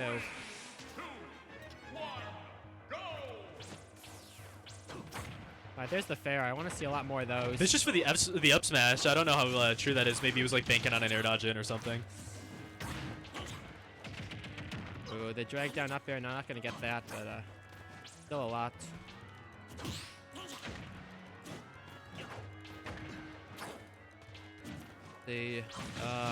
Alright, good a call out with the side B, yeah. Alright, yeah, and Chungo basically evens that up with the side B and the neutral B there. Chungo definitely likes using his specials. Yeah, I mean they're worth using on Cloud. And I mean he got it. Yeah, but I mean his like aerials are also extremely good. It's his like down tilt, up tilt, forward tilt. I haven't seen any of those. Like those are all possible kill options. True. I think he's maybe concerned about doing the Cloud thing where you just jump and aerial because Greninja could probably punish that landing pretty heavily. Yeah. Oh, it's a little too him. short. All right. Not sure if there was anything you could do there. Especially with that like little, you know, water spout pushing him a little farther away. Alright, there's the up tilt. Yeah, and I just want to see him use more like A button, I guess. Like he has a good dash attack, F tilt and up air, or F tilt and up tilt, aerials. He's just kind of, I mean, I think it works, I guess. I really want to see him play this more grounded. I feel like he's going in the air way too much. And Greninja's aerials all, like the big weakness with Greninja, right, is that you can't really do the short hut macro aerials. But if you're going as high as Chungo is, like, you're going to be able to jump and then execute your aerials and actually get those hits off. Wow, barely falls out of that. A sweet spot up smash. Yeah. Well, that's death. Exactly. Yeah, so I guess I would like to see Chungo just, like, you know, just, like, play more grounded, like you're saying. Use more dash attacks. Like, that's when you can really, like, get some stuff off on Greninja. I don't know what that was, but that was probably hype.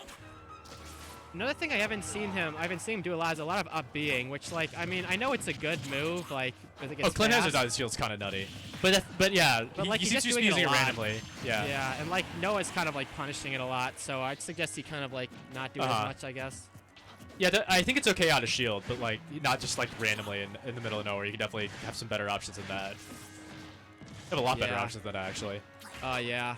And again, like it seems like he's relying way too much on the blade beams. Like I feel like he could beat ledge trapping a lot better, but he's just hitting blade beam because it'll sometimes hit on ledge. Yeah, like yeah. Like basically- here, Alright. like there are times where I feel like it's like yeah the blade beam is hitting, but you could have ran in and grabbed or dash attacked, and you could have been in a much better position. Yeah, I mean, what I at least want to see is him like follow up the blade beam. Like he just kind of throws it out. Like if he Exactly. like runs in and like gets like a fair out of that, that's like maybe a stock. But he just kind of is throwing them. Regardless, though, he I think Noah was at 30% when he took that stock, so he's doing all right now. Yeah, I mean, he definitely like. I mean, if this is the way he plays, this is the way he plays. I'm just. It's very unorthodox. As Like far I as think he could be in a playing winning Nova Cloud. position right now if he was Yeah. going in a little bit more. He has the lemon. What does he do with it? Gets I think the startup got canceled by that Yeah. throwing star. Yeah, like right there, he just kind of upbeat and then like got Yeah, punished. I think he definitely needs to be more reactive with it. He needs to wait for Noah to hit him on shield to actually go for that. Yeah, exactly. Same time though, I feel like Noah could be pressing his advantage a little more. Like it feels like his punish game's been a little off this entire set. Yeah, he's just Like- kind of going for like individual hits, like Uh-huh. rather than like true combos. Yeah. But anyways, it's basically a dire point for Chungo. Like one more good hit will knock him out of winners. He has 2 stocks to take. What can he do right now? He might be dead. And okay, that was a good air dodge. God, Noah's recoveries are so cool looking. Just like these really crisp angles. Yeah, that's Greninja for you. He's come far from the SDs. True. And side B almost gonna kill. Like there, I feel like he just kind of wasted that. All right. Oh wow. I mean, okay, if you. I really thought he was gonna get killed there. I mean, I guess Greninja's at 165. Okay. All right, and I mean, this is doable. With how Noah's been playing this, I feel like he's been playing a little off. Like, he might be able to pull this out. It just seems like his punish game isn't fully there, and if he can't get a good hit, like, maybe Berg is able to take I this. feel like it's like a rage limit down B. That could kill really early. Wait, am I? Okay, I guess I'm playing. Can I commentate the end of this thing? Well, Okay. never mind. I guess it's You, over. you still got to, even though Love said no. Yeah, this looks like it's going to be no Aqua, taking it 2-0 over Berg, or Chungo, rather. Yeah, overall, Noah was looking pretty dominant that entire set. Chungo definitely has a lot he could work on, I think. Just in particular, like, just the way that he plays neutral, I think. Well, howdy there, Weija. Hey, Looks like I'll be joining you for commentary. are you in still? Oh yeah, I'm still in. Okay. Yeah. I'm waiting for my next match. And if we're gonna get Inferno Spark versus Love, I'll be playing the loser of this match. Gotcha. Yeah, no, I saw that you and Nazo both got, like, upset pretty early in bracket, and it was, like, it was kind of crazy to see you guys playing in losers. Like, what are you guys, like, 5th and 6th seed, 4th and 5th seed? Something like that. Yeah, I lost to Noah in winners. and- Noah's doing really well today. Oh yeah, definitely, he's amazing. Greninja Lucas was really tough for Lucas. But it's just a thing where I have to learn the matchup better. But that's enough about me. Let's talk about the match that's coming up. So Looks like we do have Love Inferno Spark. So Love obviously favored to win this, but I feel like Inferno Spark as a player, he has like really high highs and really like low valleys. You know what I mean? Like he's, and I don't mean that in a bad way. Like I feel like he is just inconsistent, but that's like sometimes a good thing. Like sometimes he'll just pop off and beat Toad like he did last year. yeah, I remember that. So it looks like we're probably gonna get Wolf Pokemon PC. Trainer. Yeah. Yeah, I don't really see Love wanting to go Game & Watch for this, especially because I think Pokemon Trainer is one of the more even matchups for Game & Watch. Yeah. I know Inferno Spark, he personally really enjoys the Ivysaur. He was a Smash 4 Lucas main, and he definitely plays Ivysaur very similar. Oh yeah. So Ivysaur or Wolf, I'm not too sure. Like I feel like Wolf is slightly favored in that matchup, mainly because he can force like Ivysaur to like approach with like laser, and like he can out hitbox Ivysaur. But like it all depends on how Inferno Spark challenges Love's landings. Yeah, at the same time, I know Jordan said or Inferno Spark said he's trying to go Charizard more today. Oh, I see. And also, I think it's a risky gambit, but I think Squirtle probably does really well here, just because like I think you can get it a Squirtle- lot. But at the same time, though, you're dying so early to Wolf. And I mean, Wolf's dash attacks are so safe. Out of the three, I definitely think Squirtle does the best. It's just tricky though, because Wolf has such good kill power. Well, I mean, it's a thing where like you probably wouldn't play Squirtle at high percents, but like I can imagine Squirtle would just be very annoying for Wolf to pin down. I can see Wolf Ivy also. I feel like Wolf Ivy is probably like. It's probably a little Wolf favored, but I can definitely see Ivy doing okay. I will say one thing that Ivy really has in the matchup is down air just destroys Wolf. Oh yeah. Both side B and up B. So like we're gonna have to see how Inferno Spark like really like takes advantage of edge guarding Wolf's recovery. But anyways, I thought we were gonna see Wario. I thought we were gonna see surprise Wario. the surprise. He hovered Wario. over for like a little too long. All right. Well, let's get into it. Inferno Spark versus Love. So Love is seeded to win this, but let's see how this goes. I think Jordan's got it. Or Inferno Spark's got a Okay, shot. dash shield from Inferno Spark. Definitely starting off with a patient neutral. Good call on the jump up with the back air. Yeah. Jordan, Inferno Spark loves to start with the fully charged Squirtle water gun. He loves that Yeah. move. He's Uses it a definitely a big lot. fan of the water gun. Yeah, he And uses it a Squirtle ton. combo. Okay, that's punished. Oh, he misses it, but Wow. covers himself with the forward tilt. Yeah. And let's see here. Nice grab. God, that F tilt is so good. Yeah, it really is. It's one of the best grounded moves in the game, honestly. Squirtle F tilt. Nice spot dodge there. Doesn't get hit by the down And- smash. That was maybe the percent that I'd. Oh wow, that pushed him really far. That was maybe the percent that I'd consider switching to Ivy. Oh my 'Cause, like, god. He could he's- not he's- punish Squirtle's shield. And I'm Oh, okay. whoa. Bad position to be sent in. Yeah, like you're saying, he's like when he was playing Squirtle, he almost got hit by so many things, but he was just really cognizant, I think. Well, I mean, right there with the Ivy, he just mistimed the downer. If he timed that right, that was definitely stock for him. But oh my god, yeah, that wolf God. back air. Back air's busted. I'm surprised he let go of shield right there. But oh, is that it? There we go. That's what I like to see. I was worried that he was gonna not get a kill for a while because And yeah, back to Squirtle. he missed the or he didn't go for the up B out of the down throw. But yeah, gets the dare nonetheless, setting it back to even. So now, let's see how Inferno Spark maneuvers around Wolf's hitboxes. And yeah, with the withdraw, Eli choosing to respect it. It's a little tricky, I think, for him to get in because on one hand, like you don't want to just run into Wolf, but at the same time, you can't afford to take lasers. Yeah. And I mean, I feel like this is a thing where like if you're Squirtle, you kind of want to play like very evasive, where like you kind of like wait for Wolf to swing first and just kind of try to like weave in between his hitboxes. Yeah, I feel like this was a pretty even game, like 20 seconds ago, but now it's just like, and now it looks like it's almost gonna get even again. Back throw. Okay, let's see the ledge trap and I think Larg it is was- kind of letting the jump. I think Inferno Spark was trying to back her there, Oh. but the platform stopped him. Play Brad. All right, he's gonna take some Oh, damage from there we that. go. Oh, tries no. to go for the down air. I feel like I saw a back air start up, but okay, yeah, that dash attack's gonna take it. And right now, I mean, he can still take this. it's definitely doable for both players. So like right now, Eli's just playing very solidly. Like not really letting Jordan get too many like of his shenanigans. Like And I think playing Wolf from behind is a little trickier too, just because like they have even less incentive to approach. They can kind of just laser you and force you to be the one who's feeling aggressive. And that's pretty tough to deal with, I think. back throw and okay. Ooh, this is down air again. I feel like if he's up being close to the stage, I feel like it'd be better for him to just run off down air instead of run off double jump down air. Yeah. Because like with the double jump down air, he's trying to cover the 2 frame, whereas like if you just run off down airs, like you can just kill Wolf outright without Right. worrying about the 2 frame. But I don't know. I mean, I don't play Pokemon Trainer, so. Oh, that's punished. Yeah. Yeah. Little too Inferno- high.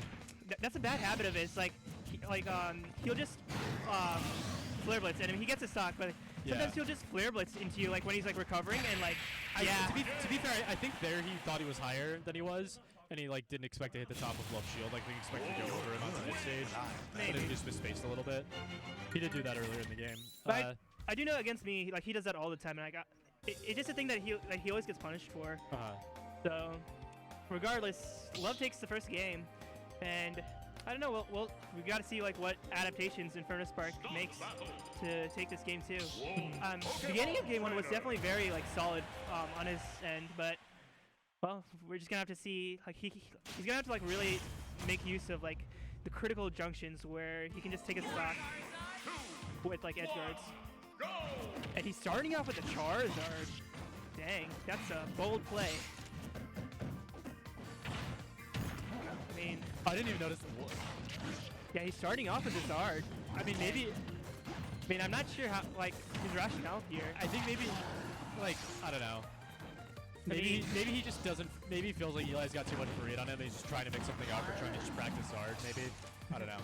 I don't know. I mean, looks like Love's kind of got a read on the Zard right now. Also, Zard at low percents is just like you're gonna get comboed for days. Yeah. Well, one thing about Zard though is it takes a few elements. Oh, gets a spot dodge read with the forward smash. I just Ivy. Huh?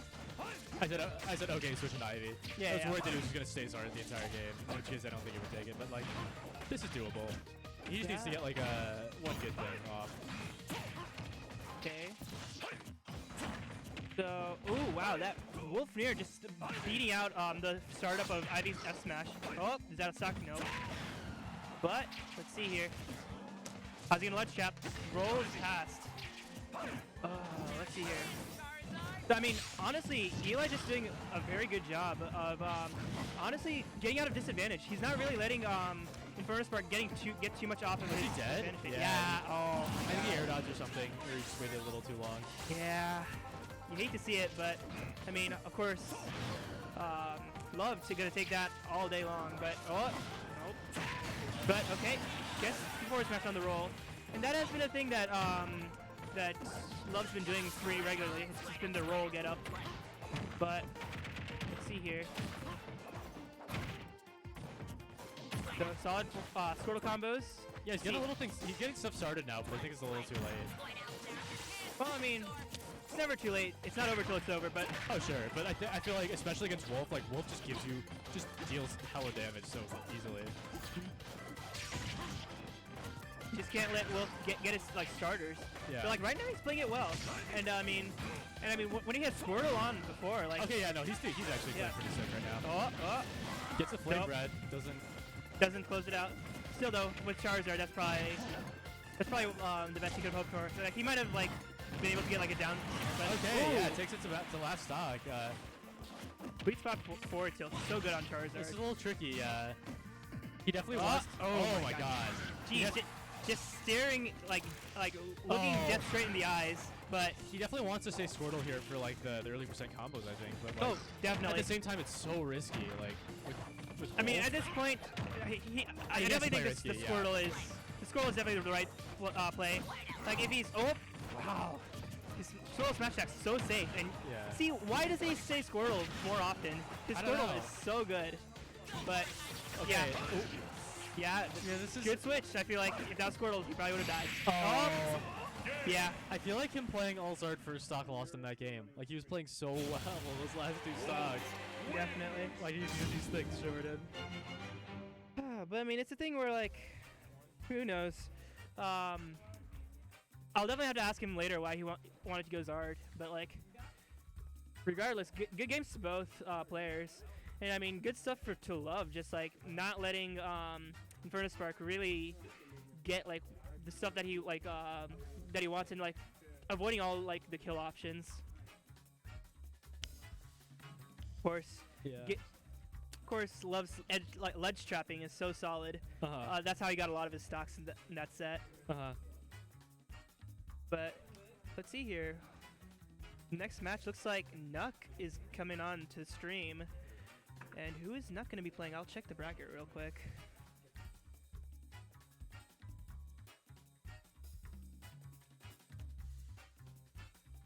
Oh, looks like it's gonna be Nuck versus Noaqua. This is gonna be a good one.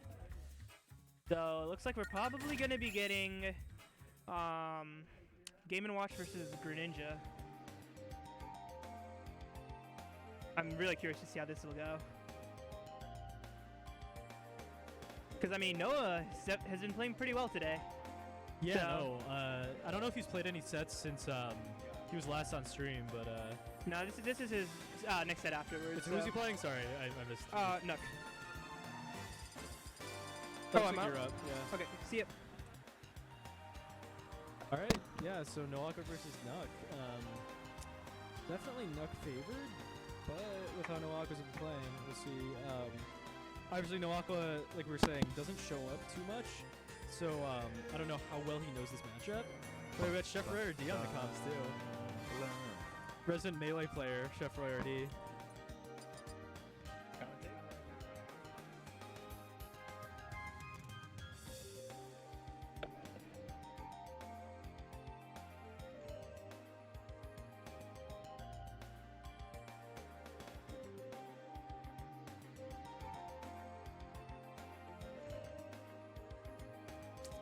So we're waiting on. All right. Oh, looks like we're going to Lilat first. One of my personal favorite stages.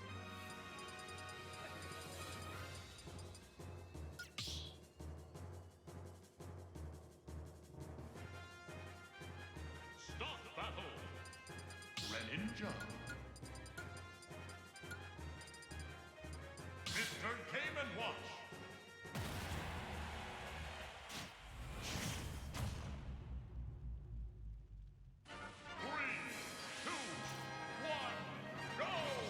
All right, so here we are. Nuck versus Noaka. Nuck favored to take it, but Noaka on a hell of a run, just making tons of upsets through the bracket today.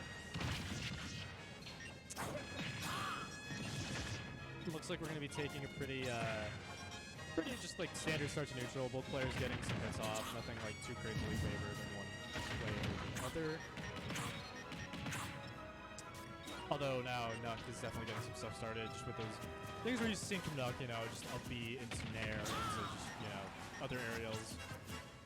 Nuck, I think, is definitely one of the most consistent players here in terms of just hitting moves and then just getting the conversions that he needs to off of them every single time. It's really impressive, actually. I think it's not the most flashy thing. Gets the job done. All right, there we are. With the turtle off stage, Nuck is going to take the first stock. Only have to take 50%. To see if Noah can respond in any way. I don't really know what, in terms of kill confirms, what Greninja has. And actually, you know, if those kill confirms will work on such a light character as Game & Watch, I just don't know.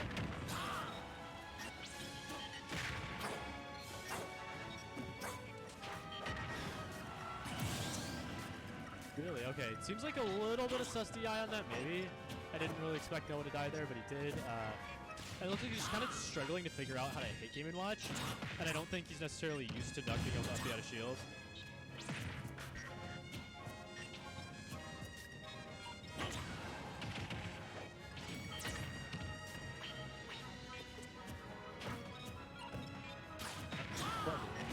Yeah, it's kind of. I feel like Noah. Yeah, this just feels like Noah's kind of lost right now. I think he's not really used to dealing with Game & Watch, and he can't really figure out how to get those. Yeah, he's been fishing for one of those for like a while. I mean, he can maybe still take this, but It'll be kind of hard. yeah. Oh, there you go. At this point, I'm oh, still alive. yeah. At this point, I feel like it's kind of just time to like, okay, just kind of reassess, think about what you want to do next game. Yeah, that's probably true. But obviously, it's still good to try for it. Just seem a little unrealistic. All right, yeah. So you're starting to get a few more conversions. And that's the thing too, is like I feel like Noah is getting these conversions when he gets hits. I feel like he's just not winning like neutral consistently enough. Which is obviously hard versus Game & Watch when they have like up the out of shield, Yeah, stuff like that.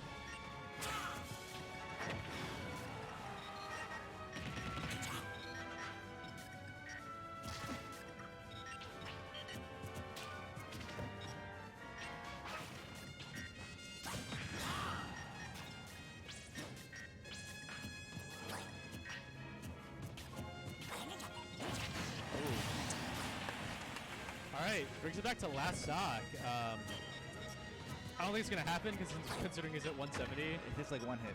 He's, Yeah. That's the thing. It's like basically any of Game & Watch's arrows, I think, at this point will combo. Like, if they won't kill him outright, they combo into something that kills him. Barely avoids the back air, though. He's still got some fight in him. Still committed to trying to make this happen, which I kind of respect. You can up you out of anything right there. You can up you out. Oh, dash attack, though. Oh, Wow. DI. Got though. the DI. Oh, that's probably going to do it, though. Yep. All right. Classic. Mr. Game and Watch wins!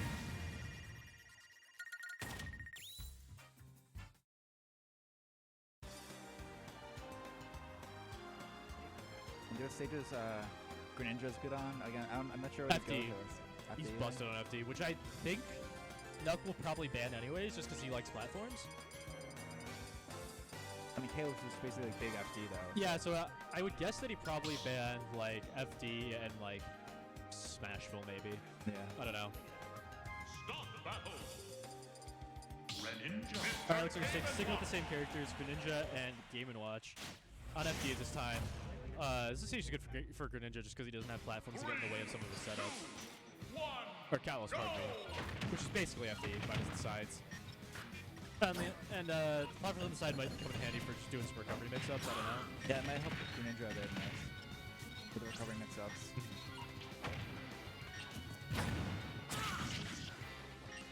That's just true, isn't it, at low percents? Dash attack up smash?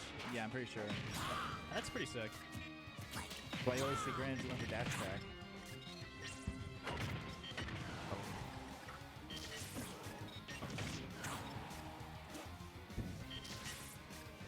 Oh no, I'm scared.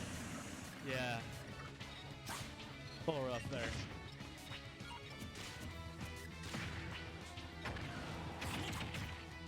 Oh, Oh, gets the up smash. that was Like I pretty- said, yeah, when he's That- just got. Sorry. Yeah, go ahead. I was saying that was pretty true to me. I mean, Yeah, no, when Greninja has a lot of space to run around like this, he can just get some stuff going. yeah, I'm not sure if he could have gotten out of that one. So yeah, this is looking pretty even. Much better than last game so far, I think. I think Noah's definitely got a better sense of just. Oh, I really thought he was gonna go for the fair there. I think he actually could have hit it. I think he's got a little scared though. Yeah, no, like I think he's definitely seems like he's figured out just how to hit Game & Watch and like how Game & Watch is able to get out of stuff. Hits it back. Oh, God. Yeah, Manhole gonna do a lot there. Oh, yeah, Nuck is really consistent with that 2-frame as well. All right, so yeah, now suddenly this even game is looking pretty Nuck favored. Looks like it's gonna take a lot for Noah to bring this back.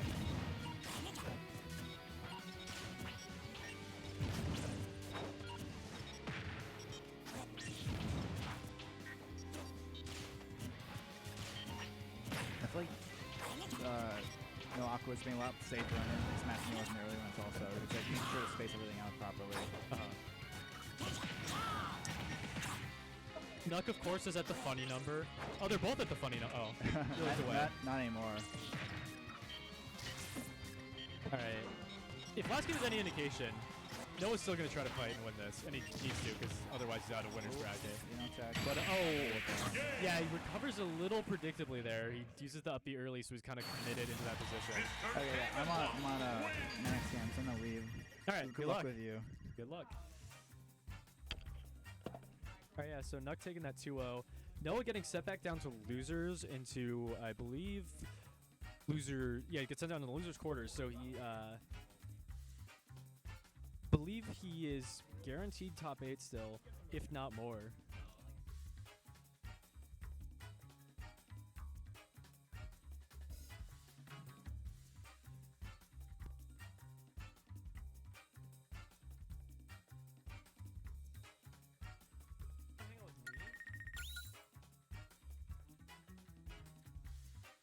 Oh, no, sorry, Riley. You can also hang out.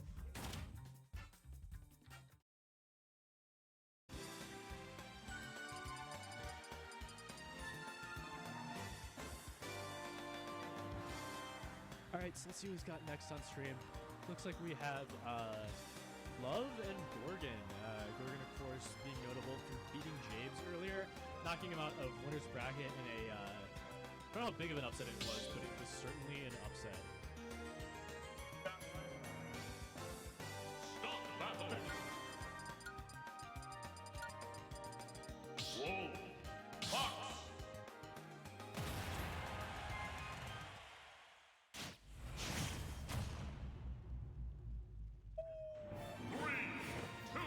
All right, so we got the Spacey Ditto. Oh my god, they both do the platform fall down B. Both expecting a laser there. Pretty funny. Yeah. So I'm not too familiar with this matchup, but I definitely would assume that like I feel to me in my mind it feels pretty even just because Fox dies a little early, but also gets some crazy sets going. Likewise with Wolf, you know, you get neutral a bit more, but you do probably more damage when you win neutral. And so far, this is looking really on the middle. I don't know how familiar these two are with the matchup themselves, but it looks like both of them are kind of afraid to commit to anything. Just going for the small conversions, not going for like any of the really crazy stuff. Oh wow, okay. Lila getting hit through the Jordan getting hit through the bottom of Lila there by the MB. Alright, it looks like Love is starting to take control of this game a bit. Goes for some that attack reach there, doesn't quite get him. Yeah. Doesn't seem like Gorgon maybe should just be trying to go for bigger stuff. But at the same time, definitely understand him trying to get a reach to left side. It's, you know, go for some of the smaller stuff before he really starts to get it. But yeah, okay, up smash on the shield. He's brought this kind of back. He's down like 60%, but almost back to even now.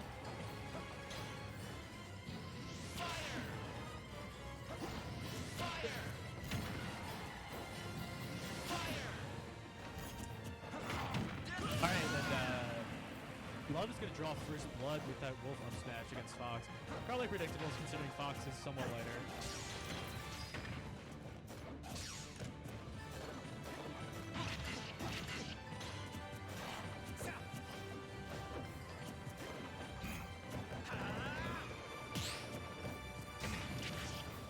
So, yeah. Love seems to be taking this slow, which tends to be what he does when he has a lead.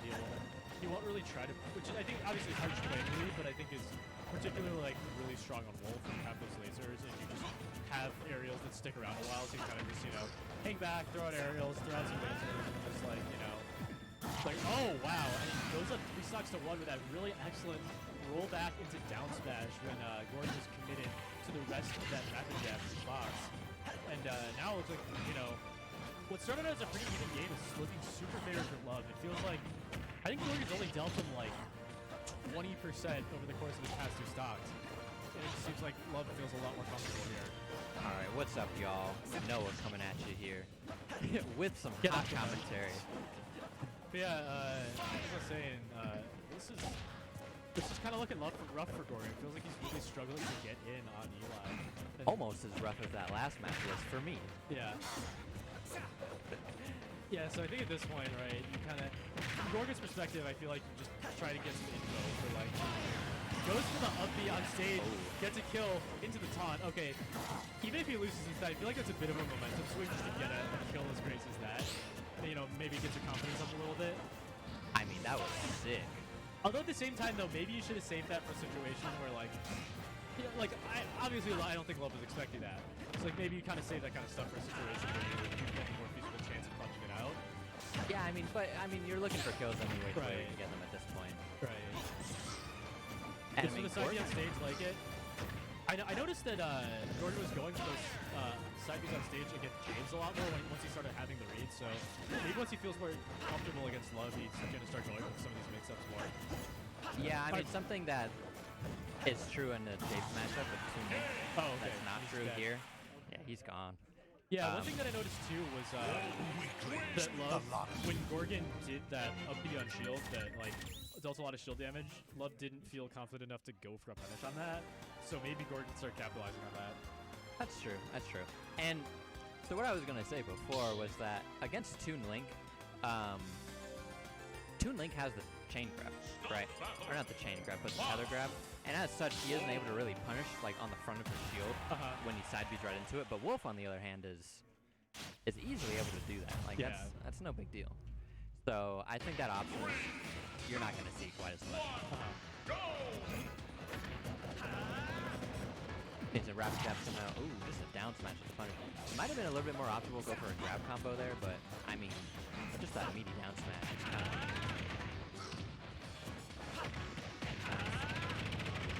Seeing a lot of rapid jabs coming out here.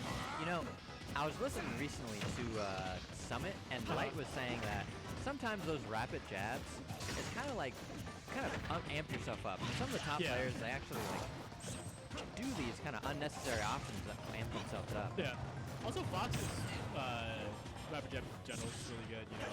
Yeah, it's like for a moment, like the other player just does not play the that game. was so. Oh my god. Misses that up smash. That was so clean up until then. Just like the drag down into the jab block, that was beautiful. All right, yeah, smart of Gordon to kind of just stay on ledge when the smash attacks are out. Those things are active. Knows that Love's got, you know, good sense of that with to release those.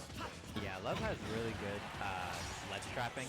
Like you'll see him wrap You up know, a lot of I said initially that this feels a little that like I would guess that this would feel a bit even just because of how explosive Fox is and how explosive Wolf is, but honestly this looks a little tricky for Fox, like considering you have to contend with Wolf lasers and also just the kill power while also being at the end of the game. Like it seems a little weighted one side a little bit, but I mean I think it just depends on how much pressure Fox is able to apply. that's true. Yeah, no, I mean it's not like too bad, but I definitely feel like this matchup feels like it's favored Gorgon just a tiny bit.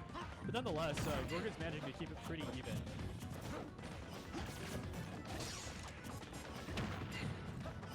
Yeah, I think a strategy we saw him implement earlier was like when he had the lead, he was able to run away and laser. But now that he's behind, he's really not able to do that as much. Yeah. Great down smash there from Eli. Because if he does neutral get up like he did.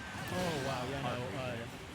I definitely noticed Gorgon was going for those like above stage side Bs against Jade and wasn't getting punished for it. So I think he's just used to not getting punished now. But Love obviously is going to have his punish it and is going to execute on it. Yeah, the multi-set conditioning cross plays.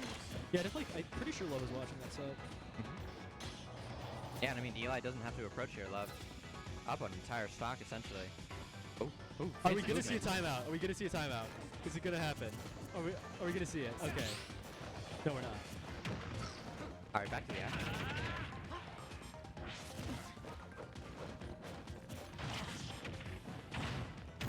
Yep, confirmed there from Eli. Come through, racking up a little bit of damage. Goes Bold for the up upbeat. B. We hear Eli laughing. Talking to his opponent now. Seems like this is turning more and more into Love's favor right now. Yeah, I think he feels pretty comfortable. to say the Yeah. least. Yeah, this is just tricky for Gorgon. Especially just because I feel like even when he wins neutral, he's still just gonna take some amount of damage from what's his face with. What I would like to see here from Eli is an on-stage up for the kill. Yeah, I feel like he's got to. For the amount of times that Gorgon's hit type stuff in this game, I feel like Eli's got to do something. He's got to go for like a wolf flash kill or an Get on-stage him. empty. Oh. Ooh, goes for the downer. Maybe it would have worked if he had like done the drop down and trying to catch him mid phase Firefox. But it's a little too long on ledge though. Gets hit by that massive wolf F tilt. So Love's gonna take a 2-0 over Gorgon. And that's clean stuff from Love. Yeah, really clean. It was just nothing crazy. He just kind of kept himself ahead that entire game. Yeah, and I mean, Wolf is a really consistent character, and you're able to, just play solid neutral. And Eli kept up. He didn't get like too much off of his advantage state, and he didn't run away with the momentum like crazy. But his ledge pressure was consistent every time.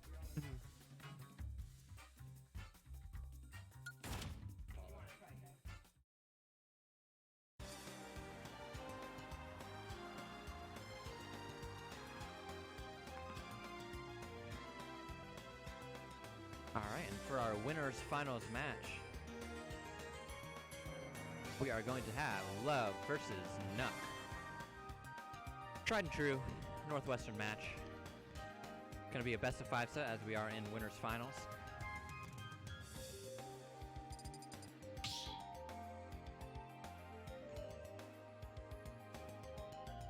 Start the battle. Likely going to see Love with Mr. Game the and Watch.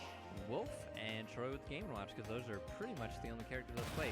Love will occasionally pull out that Game & Watch himself, but it's really not on the, I think, on the level to take out Troy. 2, 1, go! Alright, we're starting in our first match here on the Lilac Cruise. Seeing some nairs and the up airs, some really nice juggles here coming out from Nothing, some jabs as well, racking up that damage. With Sludge Trap. Nice grab, apply the pressure. That was a really nice sequence. I really appreciate Bacon covering the low option and then just able to cover that high option with the back air. Now, Love is having a pretty tough time getting back to the ground and reset neutral. Nuggets really racking up damage in disadvantage, but it's Eli's turn. Gets a little bit, resets back to neutral. Gets punished for poking Game & Watch shield there. Nice up back to stage, but gets caught by the last hitbox of that side still. Who just barely escaped that down smash. Yep, smart from Eli. Knowing the on-shield sequence there. Gets caught by the dash attack, but doesn't die quite yet, but that back air will take it. Very smart from Nuck. Knows the options that Eli has and covers them. Alright, we got the Nair coming out, but Love breaks free with the up air. It was a great grab coming in. Wow, that up tilt killed really early, and we have pretty much an even game. If Eli is able to get a down throw into a dash attack, that's it. And this may be it, the punish right there. Oh, but doesn't get anything actually out of it. Okay, smart up air because he knows he won't get any follow-up from the ledge there. Racking up some damage. Almost gets the read on that down smash. Throwing out an up smash as well, trying to cover some options, but isn't able to get anything out of it. Troy just narrowly escaping all those coverage options. Down airs right into that shield. Eli able to cover and gets that bucket stall with the back air. That's a pretty early stock from Eli.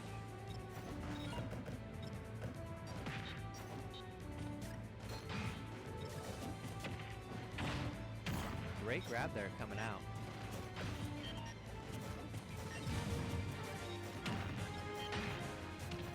Got some good coverage of the space coming out from Love.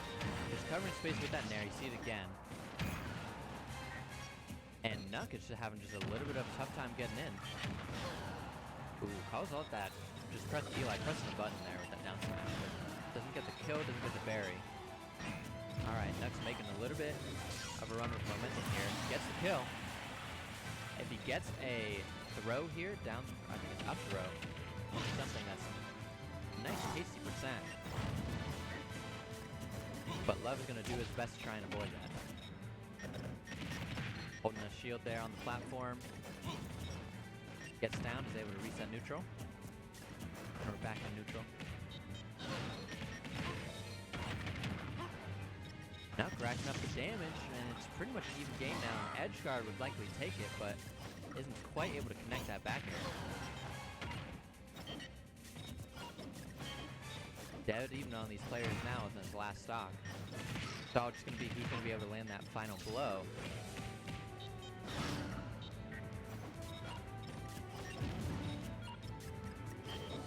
Eli keeps putting himself in the corner, and Nuck is really just maintaining central stage pretty well. I think if Eli wants to win this one, then he'll have to maintain the center stage, and this is the opportunity to do so. Okay, doesn't get that up tilt punish. Maintaining center stage, goes for the risky up B, but doesn't quite pan out. And the up smash is gonna take it. Nuck overextended just a little bit with that forward smash, and the up smash scoops him right up and send him in that top decimal.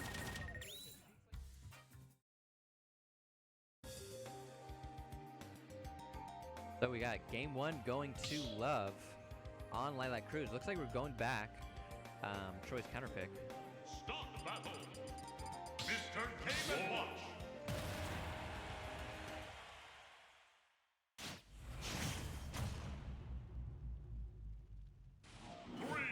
Alright, so we're going to straight on back into Lilac Cruise. I think Nuck feels like he could have won that game if he maybe just played things a little differently. He was doing a fantastic job of keeping the center stage, but Eli did get off to the early lead. So we'll see what the adjustments are here.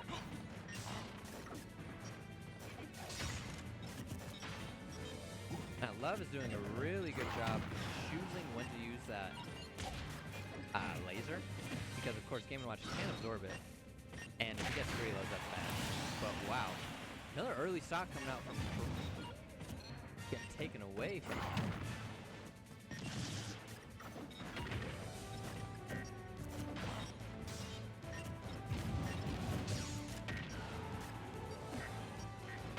Got the chef set up on the ledge. Very difficult to deal with this. Very, very difficult. So, but Eli went away. Got away from it. Not too much damage taken out. So Eli's racking up some good extra credit here. Yep, knows Nuck's gonna go for that down tilt and tries to get a nair, but Nuck is just one step ahead. He's able to get that down. Up smash. Catching that nair coming in because it is invincible. Oh, almost got that fair to back air. It looked like Nuck was DIing out, so he wouldn't have got that confirm anyways, but yep, Nuck really just covering that space with that up B, invincibility. And do we see, yep, here's the chef again.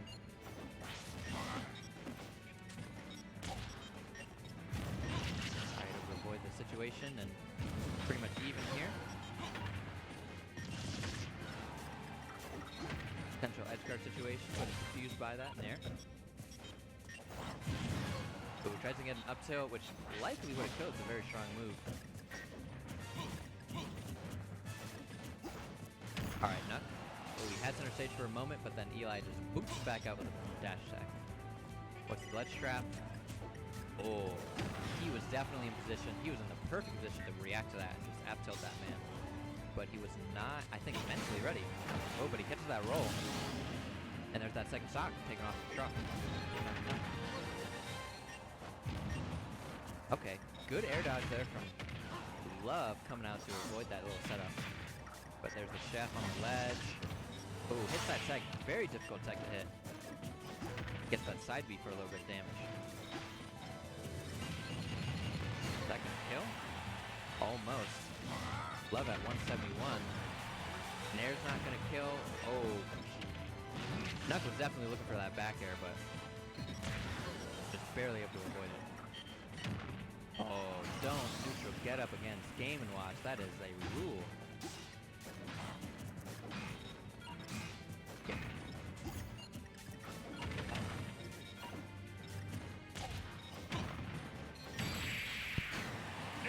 Let's go Love. Back air cleaning up that last stock from Nuck pretty handily. 2-0 Love. And now I have unfortunately got to go play my match, but I'll see who else we can find for commentary.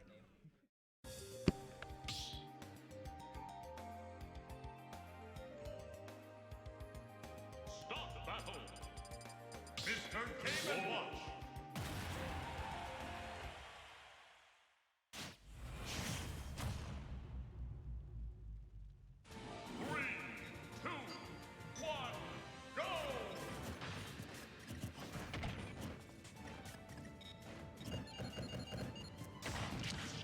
Well, looks like we've got a classic matchup. Good old Love versus Nuck. These two have played each other all the time.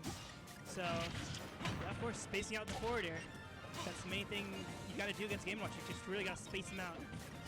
But, of course, Nuck obviously knows that.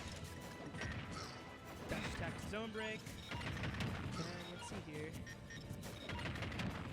And, oh, turning off Game & Watch combos. Gets out of it. Let's see here. Oh my god!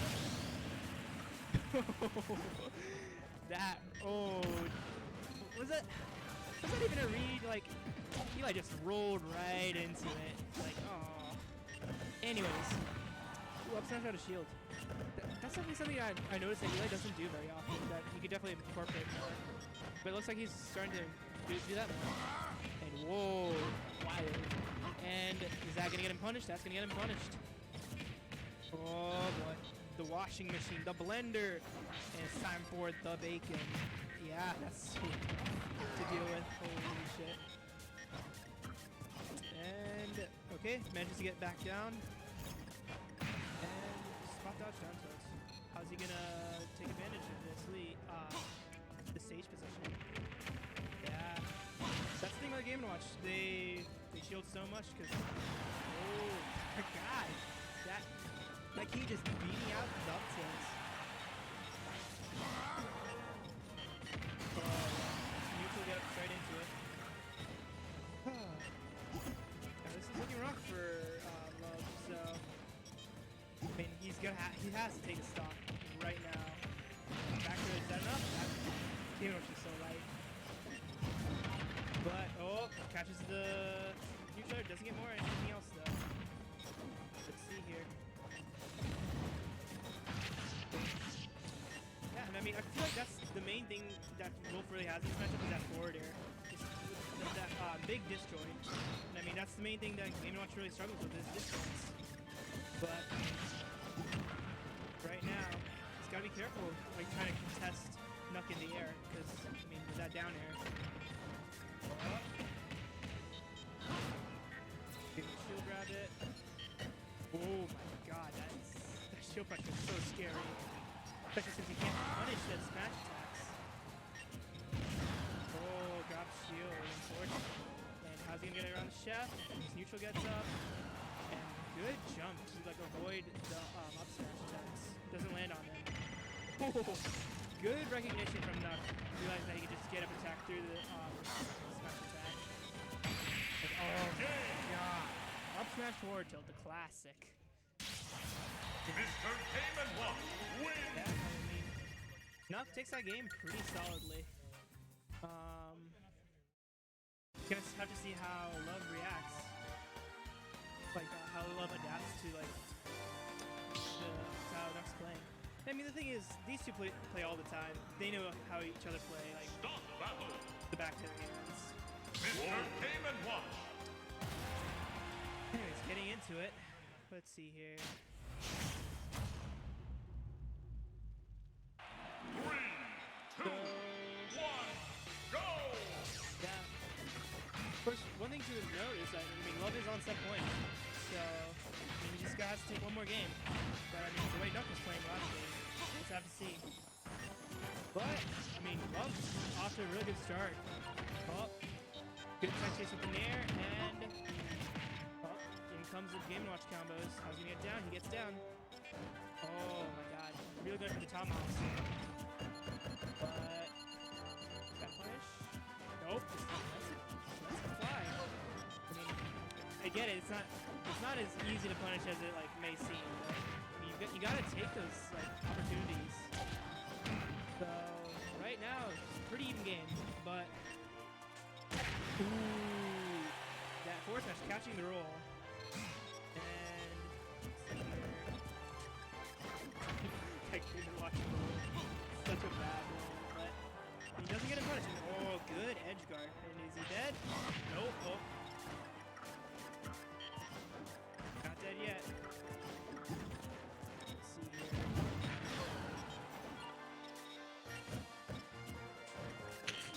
Excuse me.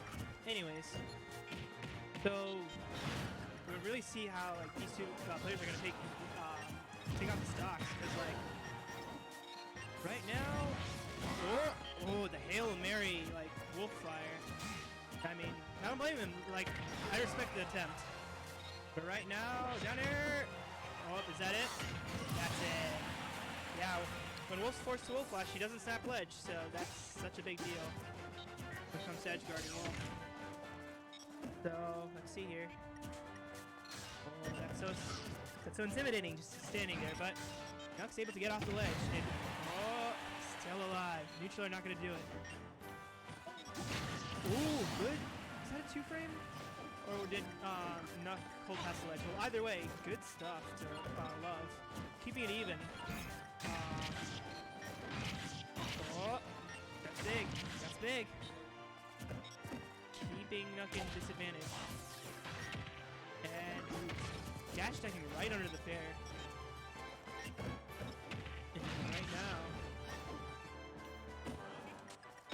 Oh. The roll get up and then just up B's to cover himself. I mean, why not? Game & Watch's up is so good. Oh.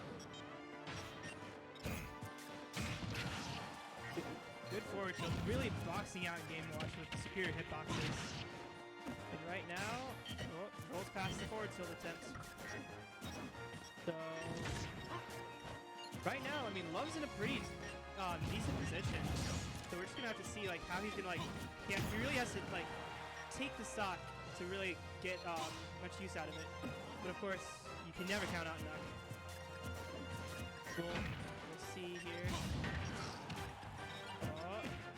Ooh, that Uchilair just catching him, and this is bad. How's he gonna get down? He gets down. Let's see here.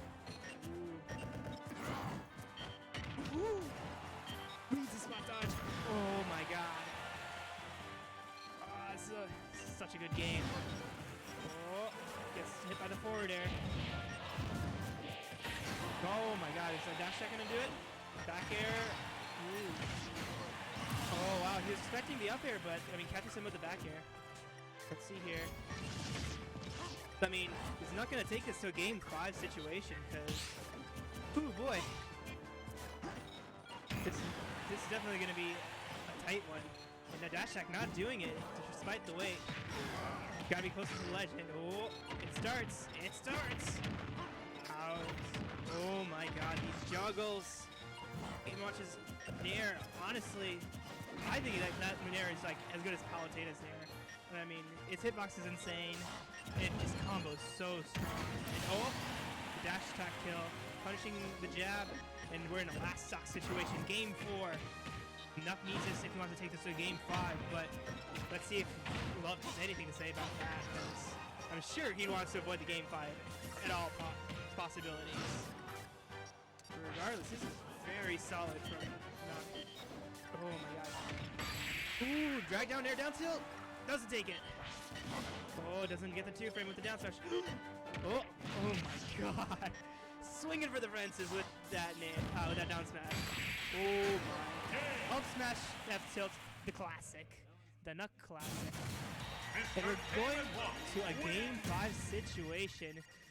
I mean, I'm sure Love definitely does not want to be in this position where staring down the barrel of a reverse 3-0.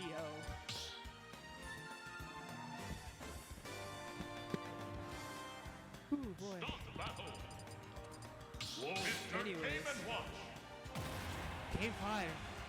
Let's see who's gonna take it. I mean, Nuck has all the momentum right now, and we're just gonna see how Love can like really try to quell it. Yeah, I think it's a really dangerous spot to be in, like momentum-wise, to just have the whole game in your hands, go up 2-0, and just in terms of like the mentality going in.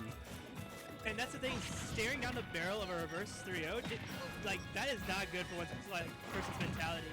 But like right now, I mean, Love's like really trying to batten down the hatches and like make sure he doesn't let this set slip through his grasp. Yeah, the tenor of the last 2 games was very different. The first 2, Love like blasted out to a pretty strong start, but these slower starts are favoring Nuck. Yeah, I mean right now, Love definitely has a pretty solid start, but the main thing that he really has to look for is like closing out the stock. And I mean, of course, Game & Watch not very light character, but like can be kind of tricky to hit, honestly. Yeah, especially with Nuck putting up kind of just like doing his best in these later games to really not allow much way in, instead of allowing him to just play always on the aggressive like Love was playing early on. Not kind of just letting him walk into a bunch of the options that Game & Watch does have. Yeah. And like this is very good for Love. Like I mean, he really has to like milk this lead like for whatever it's worth. Yeah. But, like forward smash. Don't think he has to get too antsy about it. Oh, that was such a meaty back air. Yeah. And yeah. Looking good for Love right now, but right now we gotta see how Nuck gets his kill. I mean, of course, obviously looking for those smash attacks, but oh my goodness, the down smash covering the chase. Yeah, puts this kind of out of reach. Oh, gonna take a bit of heroics from Nuck here. That's so important for Love. And like right now, oh, good tech.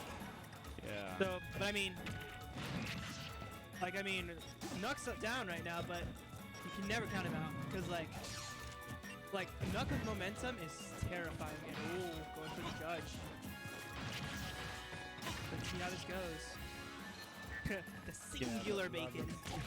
That's gonna be the thing that turns it around. It's gonna be that one bacon. The singular bacon. It's looking kind of hard to take Love outside of his game right now, though. Just not really much is connecting. And I mean, one really good thing that Love is doing right now is just really avoiding all of like Nuck's like kill setups. Like he's not getting tricked into like getting smash stacked on shield and like trying to punish it. He's just playing very solidly, very safely, and like wow, we're possible 3-stock right now. Yeah, there's no pressure for him to do anything risky. He can just sit back, wait for Nuck to make a mistake. That's so scary. Oh, okay. There it is. And here we go. Not gonna get the 3-stock. This is Nuck really needs to take this right now and make it hard to pull it back. Oh, it starts. It starts. I will say, regardless of how down Nuck is, you can never count him out. And like you can see right now. Oh my God, he just did 94%. Yeah, what was that? Like 5 seconds? That was a 0 to 94%. He hasn't taken a single hit. Oh my God, is this gonna be a 0 to death? Is this gonna be a 0 to death? Could be. Love has totally lost control of the stage. Good air dodge. And just to to regain center stage for a little bit he here. misses. Okay. Love pretty good. Wrestling backstage control. Let's see here. Oh. He's got to. Oh my God, it's so scary. Two breakouts, yeah. Ooh, good dash attack to the forward air, just not respecting it. And there it is. That's it. Yeah. Woo. Good stuff to Love for like just quenching that momentum that Nuck was like really starting to build. Yeah, and it just felt like that was a game kind of Love with kind of that early lead that he put out. There was a few seconds of slowness, which was kind of how Nuck liked to play the game in the 2 games that he won. But once Love kind of pulled that lead, once he took that first stock, it just felt like Nuck couldn't land anything. By the time he got back to the spot he was comfortable in, it was way too far gone. And that's the thing about Love. He's so good at playing with an advantage. Like he's really good at like being patient and like really like when he has the advantage, he's really good at not like taking like any unnecessary risks and like really playing safe and not like leaving himself to like open. So like it's a point where like if you're down against Love, you really have to make a play if you really want to bring things back. Yeah, and you could see that ice cold. Yeah, exactly. You know, up to like risk of the like you were saying, risk of the reverse sweep, sitting there, up 2 stocks, every chance of like choking it away, but just ice cold, doesn't let him get in, doesn't do anything risky. And I mean, I'd like to like really like compliment Love's like mindset. Because, like, I mean, again, staring down a barrel of a reverse 3-0, that can really get to some people.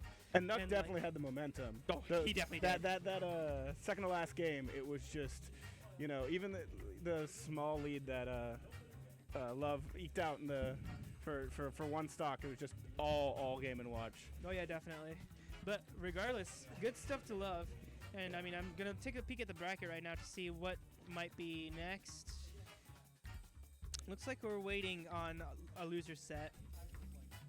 Ooh, so we're probably going to get Jabes versus the winner of Gorgon and Placebo. So that's either going to be Fox Toon Link or Ike Toon Link. So regardless, I mean, if Gorgon beats Placebo, we'll be getting the winner's run back. Of course, Gorgon getting the upset earlier, taking it over Jabes. Like, that was a big upset. Mm-hmm. So, but regardless, he's going to have to get through Placebo first. Yeah, I can't see how that game is going right now from where we are. Trying to look, but... Ooh. Oh, Gorgon's going Falcon. See here. Looks like Placebo has a pretty solid lead right now. But... See here.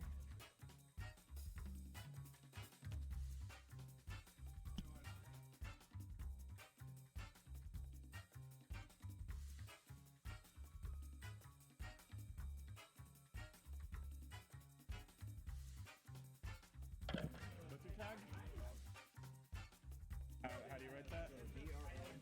Oh, there you are. You're here.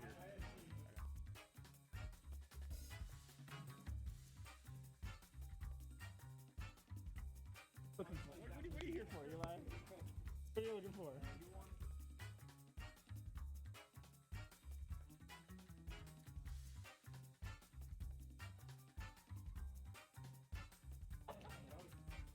All right, welcome back to Northwestern University's Smash Ultimate Singles Weekly number 5. Just saw a moment ago Love managing to pull the upset over Nuck and advance into winner side of grand finals. Still matches to be played on the losers side of the bracket. As soon as some prior matches finishes, we will be delivering one to you on stream.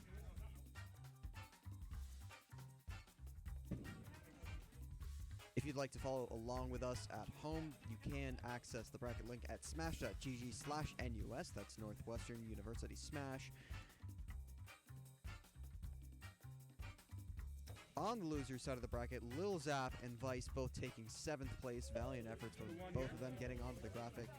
Vice bouncing back after a disappointing performance last week, and I'm sure he'll be happy to see himself with this well, although there is still that hunger for more after some placements in the top 4. Placebo and Noaqua Noaqua is still in 5th place. Placebo and Gorgon playing for that other 5th place spot with a winner advancing. Jabes, having already won his winner's quarters match, is facing off against that person in winner's semis. Nuck awaiting in losers finals, and of course Love, who I already mentioned, is in grands. This week has some interesting implications for the bracket and the seeding as a whole as well. We don't have the number 1 overall seed at Northwestern here today in Toad. He's been absent for the first time this season, or one of the first times this season. His Peach will have to terrorize the bracket another day, but in the meantime, I do see Jabes approaching the setup. He's already sat down. I didn't do that coming. I did a little bit, but I've been mostly running the stream because I'm not running the stream. Not quite sure who his opponent is yet, but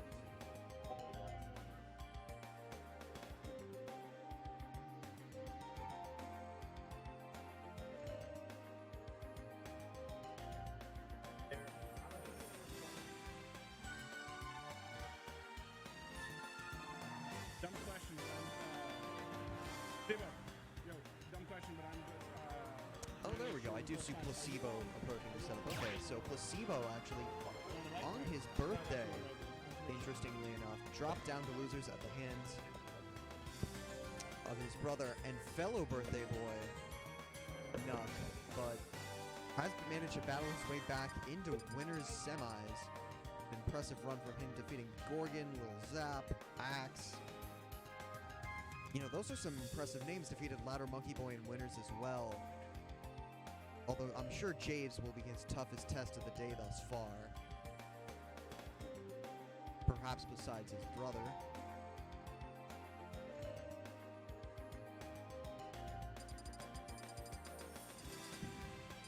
Jabes, meanwhile, got upset also a round earlier than expected at the hands of Gorgon before winning his way into losers semis by defeating Catharsis, Vice, and the aforementioned Noaqua. I have to imagine it'll be Toon Link against Ike, Small Sword against Big Sword, Speed versus Strength, David versus Goliath, a tale as old as time.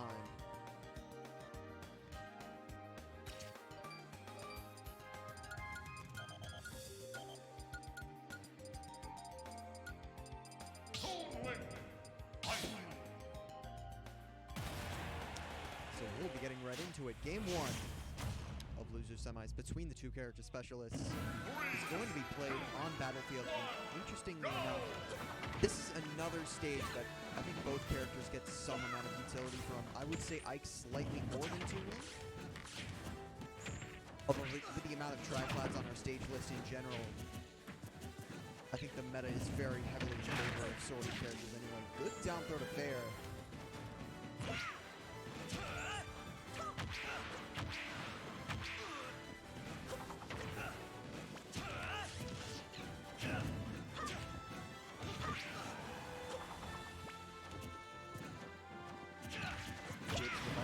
good shield pressure and reads the jump with the fair right afterwards. He's going to side special right past. To get him off. Whiffs the Zair. And that could have been crucial. He could have done him in a tech situation, but Placebo, even over 110% down, still has a window back into this game via his stage control.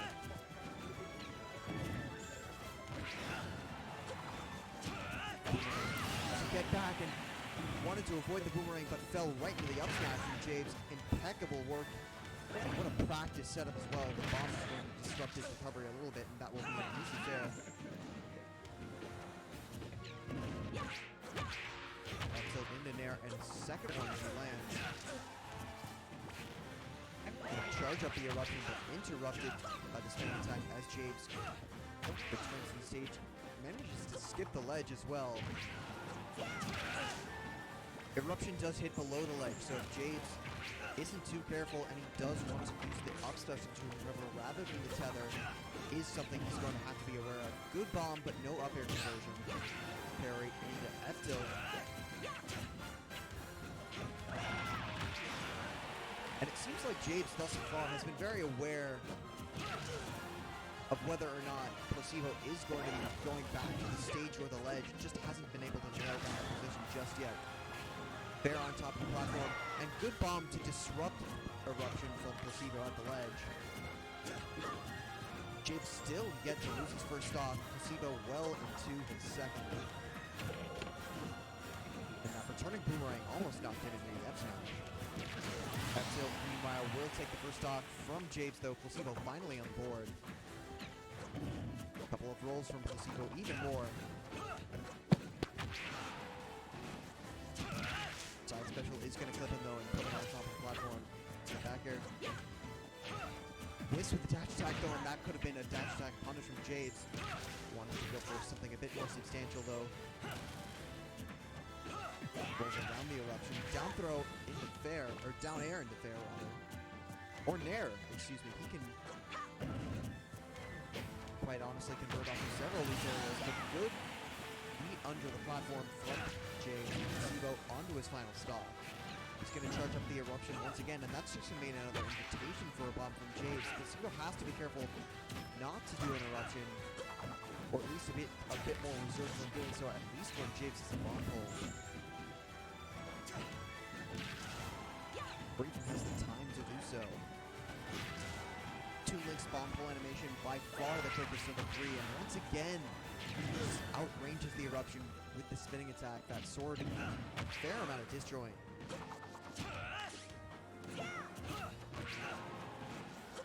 Dash attack. Placebo is at 98 after the boomerang.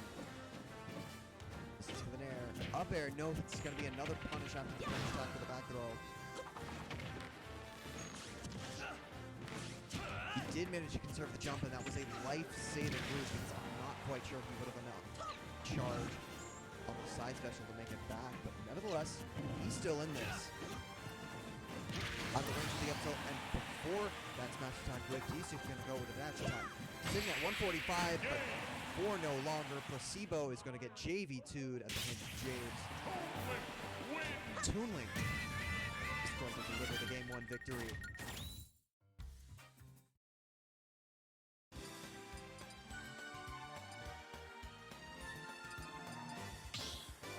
Looks like it's going to be Lylat on to Game 2. If you're Placebo, you do want to appreciate any opportunity to get a tripod. I have to imagine that the narrower Yoshis would have been banned, and Battlefield blast zones are fairly large, but there's a lot of room to maneuver if you are James. 2, 1, go! That being said, are going to be moving on to Game 2. A couple of nairs into the up air, good conversion at low percent. Always have to be aware of what follow-up you are able to get, as it does vary from low, mid, and high percents of this character. Catches the bomb and he's going to send it back. Jades uses some iframes to get out of that. Interesting up tilt outranging, but Placebo able to rectify the situation. Going to be able to catch the bomb with an air, and this time converts with a neutral air. of his own. Although the fair from Jabes, the fair onto Jabes is going to pull back off stage. Tethers back to avoid the eruption. Air into up air. The Ike Classic is going to rob Jabes of that first off, and Placebo looking a lot better than he did in that game one. Through some fairly standard Ike play. Nothing too flashy, nothing too out of the ordinary. Solid performances being rewarded.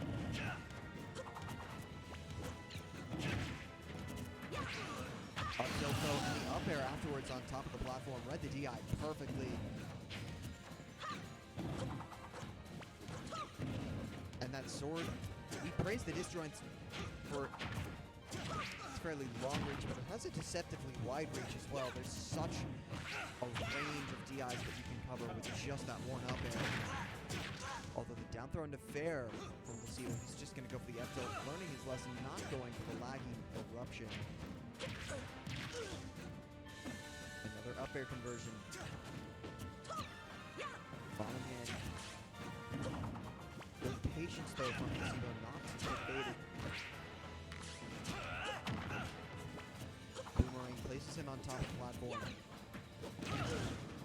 This time the down tilt, not going to go for the jump afterwards. Excellent parry, but Jabes was standing back with Placebo on top of the platform. He was in no position to get anything off of that. Now he's just lying on top of the platform. And another up air conversion. Lylat ceiling slightly higher than normal, so he's not going to get the kill, but not too far off. Does not manage up the jump of the arrow, though. Did manage to get the last hitbox of the up air. And very close to the up smash conversion off of the projectile, too. Good beat for the up air, though. Jabes has brought this all the way back. Down tilt, not quite the up air. Out of the range. Once again, out of the range of the full hop up air, but that's not going to stop the headhunting from Placebo. Well-spaced fair. Interrupts the side special.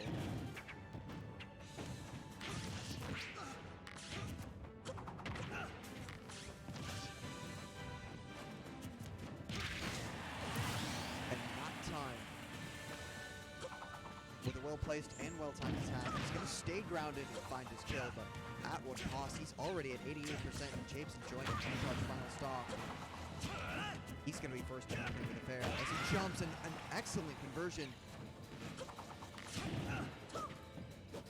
It is a bit of a DI mix-up the up smash, but he is able to live, but for how much longer? And as he goes to the neutral get up, that's going to be another JV2 for Jabes. And set as well. Placebo going to be eliminated in 4th place. But from one birthday boy to the other.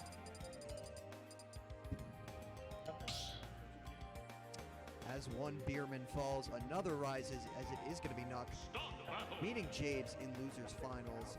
This was the matchup that occurred in grand finals last weekend, but Love, who took 3rd place last weekend, is going to be meeting the winner of this person in grands.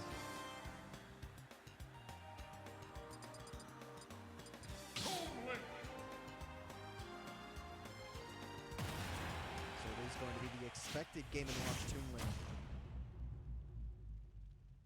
3, 2, 1, go!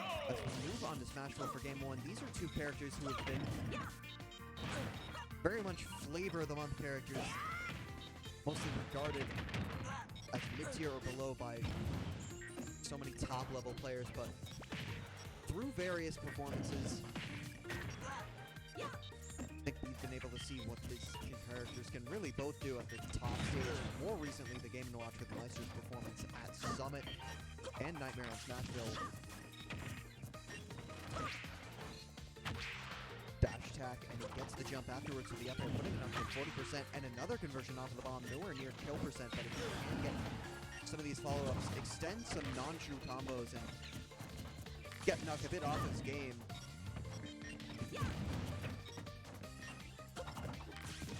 That could very well be the tide turner in this particular set. Dash attack will put Jabes at 90%, and historically in this particular matchup, he struggled with a chef at ledge. Minigame watches do really have a flowchart with the amount of different foods that have been thrown out at any given time. If there's 3 or 4 foods, if there's 6 or 7, then you go for a jump or a roll read, depending. Another dash attack to put him off stage. This time he's going to go for the back air. Relinquishing the stage control, but returns for the second back air.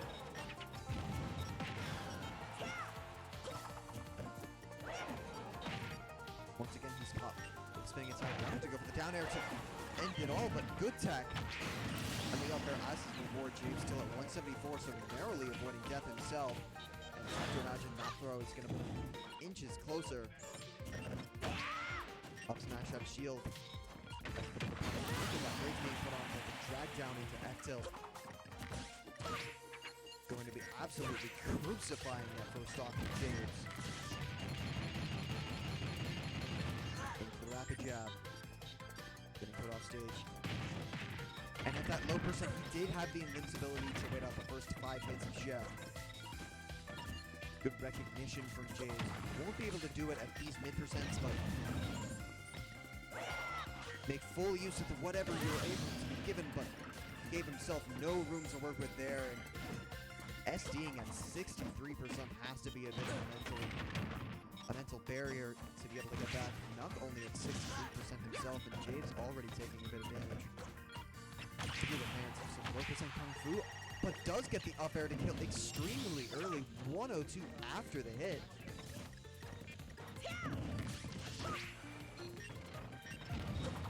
Needed some sort of a clutch conversion and got exactly that. The dash attack, interesting that the down air extended the hit on some of those projectiles.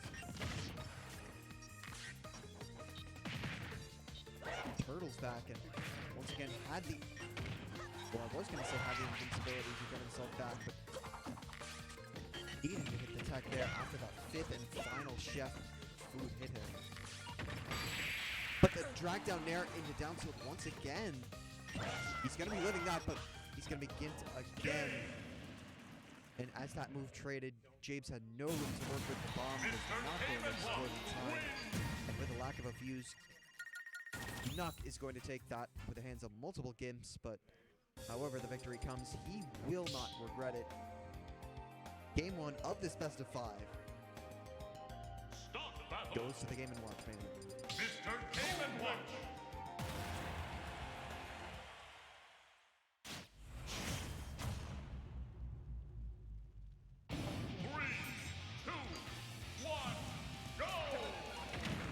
Drag down, but not able to get the rapid jab afterward. Going to the neutral air off of the down throw. We have seen some players, notably Meister, go for the judgment directly after. And even more recently, before last stock situations too. Slices him down. It's the second and third hits the back air. Left attack. It is very punishable if you're able to outrange it, but James was unable to do so in that situation. Charges up the down smash and reads the roll perfectly. I'm sure James is expecting just a continuation of the step pressure after he was able to do that a few more times. Just going for it a second time, but that time going straight for the heavier option. Already 100% in the lead.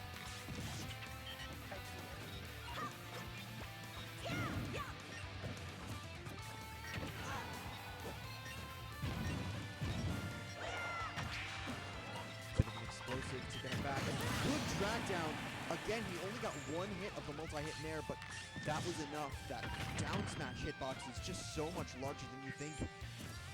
So many people anticipate that it will only hit you if you're grounded, and that is just going to be proven dead wrong by Nuck. Emphasis on the dead. Getting attack to make it back. Nuck was not well positioned for the shot, but well positioned for the down smash directly afterwards. Going to bucket that. Perhaps to reflect the bomb as well. Afterwards, the up smash.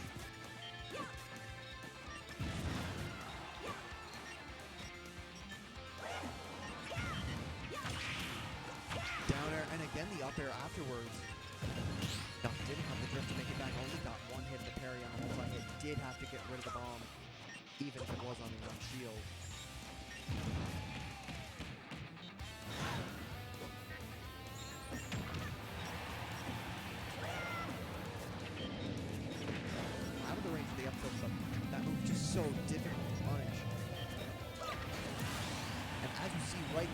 James wanted to go for it, but the animation is just so hard to get a grip on when you want to go for it.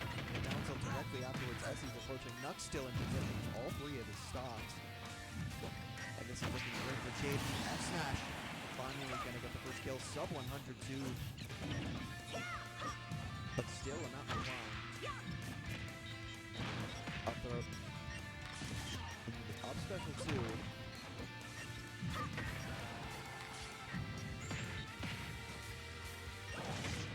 And a necessary tech. Another tech from Jabes. 4 for 4. And Nuck just gonna prime a judgment too.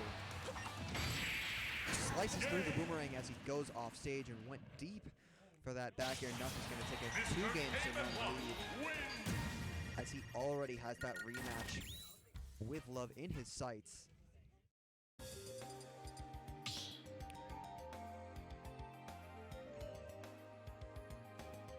Start battle.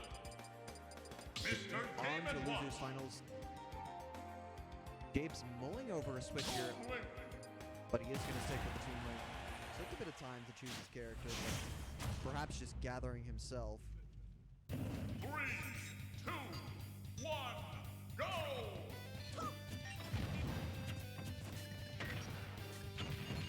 And back into the Rapid Jab once again. This time he wasn't in possession of the bomb, so nothing to get directly rid of. And once again, we saw him priming up the judgment.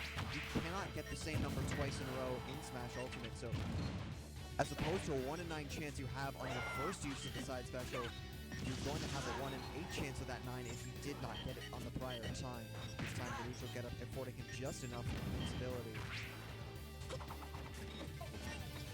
Goes for the downward angle on the boomerang as well. And out of the range, this time gets a raw F smash. Nux sitting at 53% and sitting pretty as well.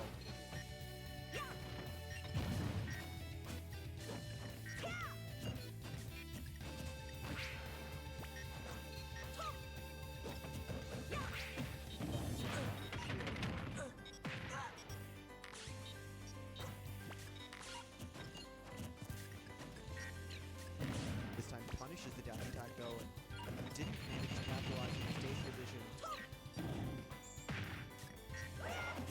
Gonna be caught by the chef at ledge once again.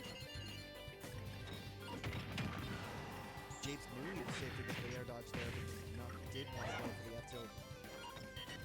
One of the more frame intensive moves in Game & Watch's kit as a whole, although that's gonna be an easy bucket. And the F smash out of shield from Japes, very fast from Toon Link.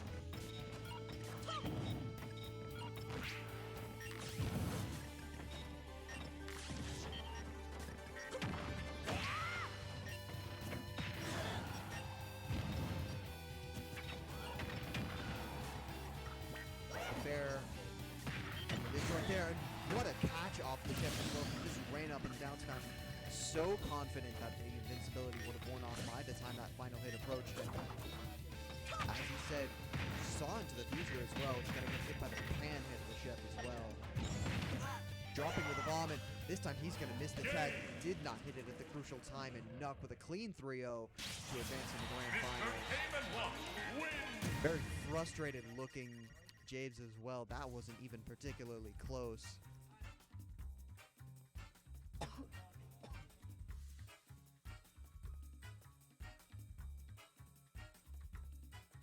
But as we move into grands, it is going to be Nuck on the loser side.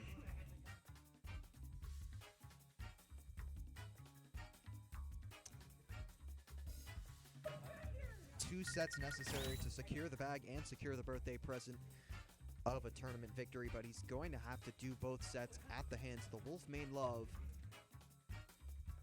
who is still looking for his first tournament victory of the entire season.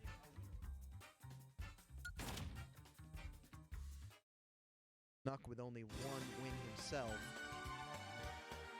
Will it be a second for him? Or will we get our fourth different winner in 5 weeks? Start the battle. Mr. Game & Watch. Whoa.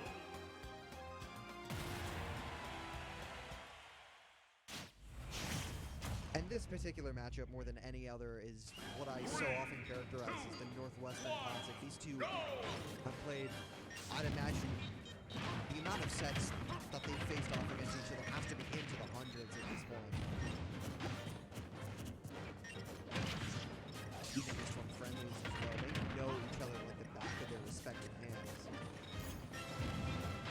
And as we move on to Lilat, each of them just has to be searching for something else. This time is going to get the latter half of that down throw dash attack range, but wants to go for the reflector. Just going to punch the grab. Did not get the slight hitbox in the down air. As it did start to descend before the move connected. Out of the range of the blaster to the up air. But still enjoying a healthy percent lead and out of the range of the up smash. Inches away from taking the stop. Back here we saw the spark, but he's going to wolf fire right back into the lingering back air. Walking up stock on top of the platform. He's going to go for the up smash the first time. And the up smash out of shield, which I've seen Love use a bit more recently. Something he wasn't incorporating into his overall moveset as much, but frame 13 for a character whose fastest frame out of shield option is frame 10. With that fast scooping hitbox as well, it is something you have to go for. Not fighting for the up air though, on the reflector. Connected. Before he could get the up smash going, gonna go for the rapid jab. Not rolling into the up smash and punishing the Etel afterwards. Back throw very native. No chance to go for the 2-frame either, unless he gets the dash attack onto shield. Grab from him. Goes around into the back air, even with the soft spot, that's going to be the kill. 115 for him. The play with as Love is nearly out of the second stop. Get up the top to avoid the down smash. Baron to Nair on top of the platform, not able to extend it off the center. The last hitbox for the attack 2. Good up smash out of shield once again. He's out of fair flash percent. Although I wouldn't expect a fairly conservative wolf such as Love to go for that anyway. Read the wolf perfectly with the down smash though and turns around for the up smash. Killed with room to spare. Nuck is going to be taking Love onto his final stop. Although having said that, he is starting to mount this comeback.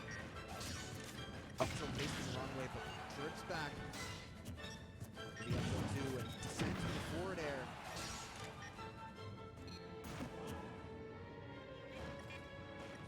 Love was already able to punish that, but if the neutral air had come out, went for the raised Firewolf, but manages to catch that one of the fastest up specials in the game directly afterwards from Etel. As he hits the ejector button, but look at this fair to up air as we saw from Love a moment ago. Etel is going to nearly even out the percents, although the bucket from the raises.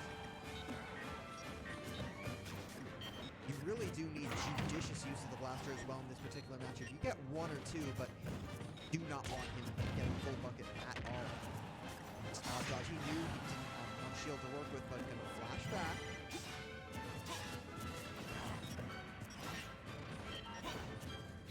That slam doing the work as he just managed to get out of the range of that Etel, but interestingly enough, that up smash out of shield is going to be taking the first stop and the first game. And Love now only 2 games away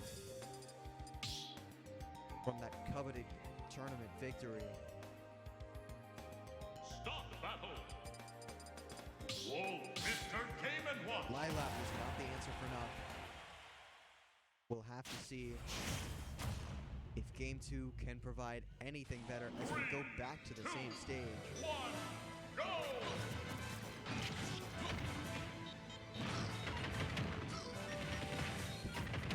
And that is sort of the tragedy of a character such as Wolf. He doesn't really have too much of a great follow-up off of falling there at 0%.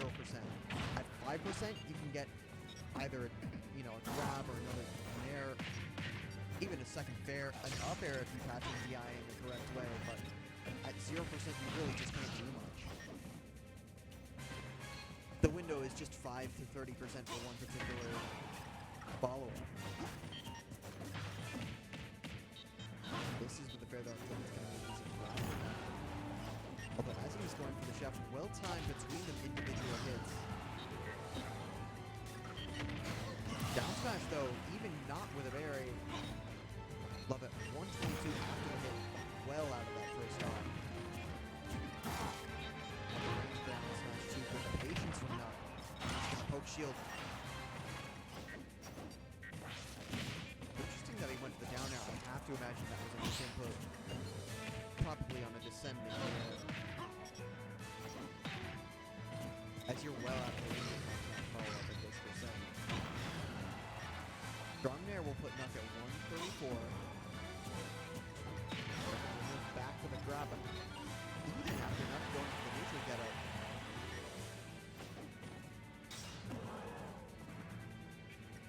It's facing backwards and just before Nuck can get a grounded option in, it's going to be another consecutive down smash attempts from Nuck.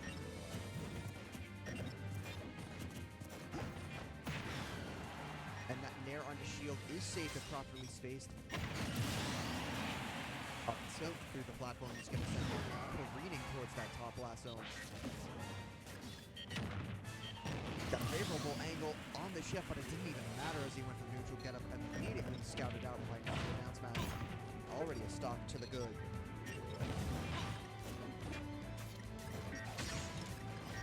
That crowd attempt is going to claim. Knuckles out of down throw dash attack range, so something to consider.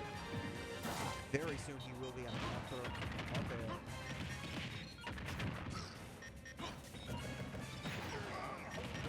Interrupts that startup of what I presume was an up smash for Love.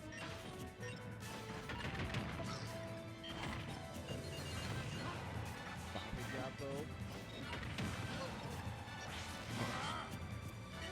With the penultimate and last hits in there. That bomb put the exact right amount of shield pressure too. With the dash attack too, but the dash attack from Love not going to be enough. And you cannot contest that invincible up smash. Nuck with a 2-stock on game 2 and an immediate response. Yeah, but yeah, sure. So we will be getting a switch in commentators for the rest of Grands. Do not go anywhere, as we will be getting 2 commentators this time.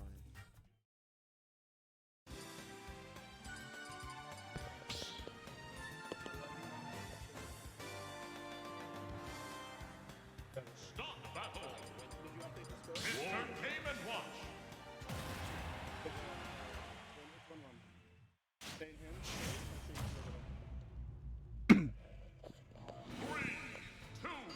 Alrighty. It is I, Noah, back on commentary from earlier. Yeah, and I'm here to ruin it. Just like I did commentate a little bit of the earlier version of this matchup that did go to Love that time. This time looking a lot more kind of careful from both of them. A little bit more questionable. I think the grand finals. Calculated. Yeah. I think in the Jabe set, we saw Nuck really wake up. Now, the question is, can Eli put him back to sleep? Put him in the grave. I think it really is. I mean, just watching these games, like you can really tell the slower, kind of more measured games are just always going to go to Nuck. But if Love and I mean Eli is kind of, if Eli's kind of playing loose, Eli's playing comfortable, then it gets really hard for Nuck to keep him out. Wolf would just be all up on him. He has very little he can do about that. Yeah, Eli. So Love has a lot of success when he plays very patiently, and then occasionally he'll like rush in with a surprise dash grab or dash attack, and he'll catch the opponent off guard because generally he plays very patiently. And like that's the kind of like conditioning / mix-up that he often uses, and it's really effective for Wolf because you're really effectively able to play patiently with the laser, which is like it just beats everything pretty much. Yeah, and you can just straight up punish for like 50% all the time. Yeah. especially at those low percents, to get those grab combos. Yeah. Right now, it's looking like Nuck is having a bit of a hard time regaining stage. Does get the grab though. Gets him off stage. Gonna try to the Bacon, always a great edge guard. Does miss the follow up. Doesn't manage to follow up on that either. Yeah, the Bacon is super duper strong when it comes to ledge traps. Wow. Yeah, I mean, tried to put a little bit of pressure onto the shield with the drop. I forget what that's called, but just really not enough. Yeah, forward air. Yeah, there you see it again, but you know, Love is really smart. Holding that shield, knows that if he just keeps holding it, then eventually he'll get that punish that he needs. He doesn't want to be too antsy about it. Yeah. Oh my, there's 9. Yeah, at these higher percentages, it does feel like Nuck kind of struggles to find his way in. Although that'll do it. That's one good way in. If you get a high enough percent, then you can kill with just about anything. Yeah, pretty much, even up so. Yeah. But actually, it is interesting to watch Nuck in these kind of low percentage situations where when he can get Love into the air. In the last matchup, the 2 games he won, he started off several stocks by just putting Love into the air and never letting him touch the ground over and over and over again. Yeah. And that's got a little bit of that here, but Love's regained the ground and it's not looking great. Oh my god, a good read, and it's just Very good, yeah. He caught Nuck just trying to approach there, and that forward smash is really strong. So, oh yeah, well, bit of an understatement. so see ya on that stock. Yeah. Nuck still trying to play his game, trying to look for those options where he can really just disrupt what Love is doing, not trying to go in for anything too like immediately effective, but if he can keep Love from just running all over him, he can get stuff like that. Yeah, the intangibility on that up smash really coming through clutch, because it looked like Love tried to put out a hitbox, but that up smash just ate it right up. Yeah. And you'll see Nuck probably trying to go for a grab here. Really, just keeping up the pressure. Wow, Love really Look just at didn't get to that play the game bacon, there for a little bit.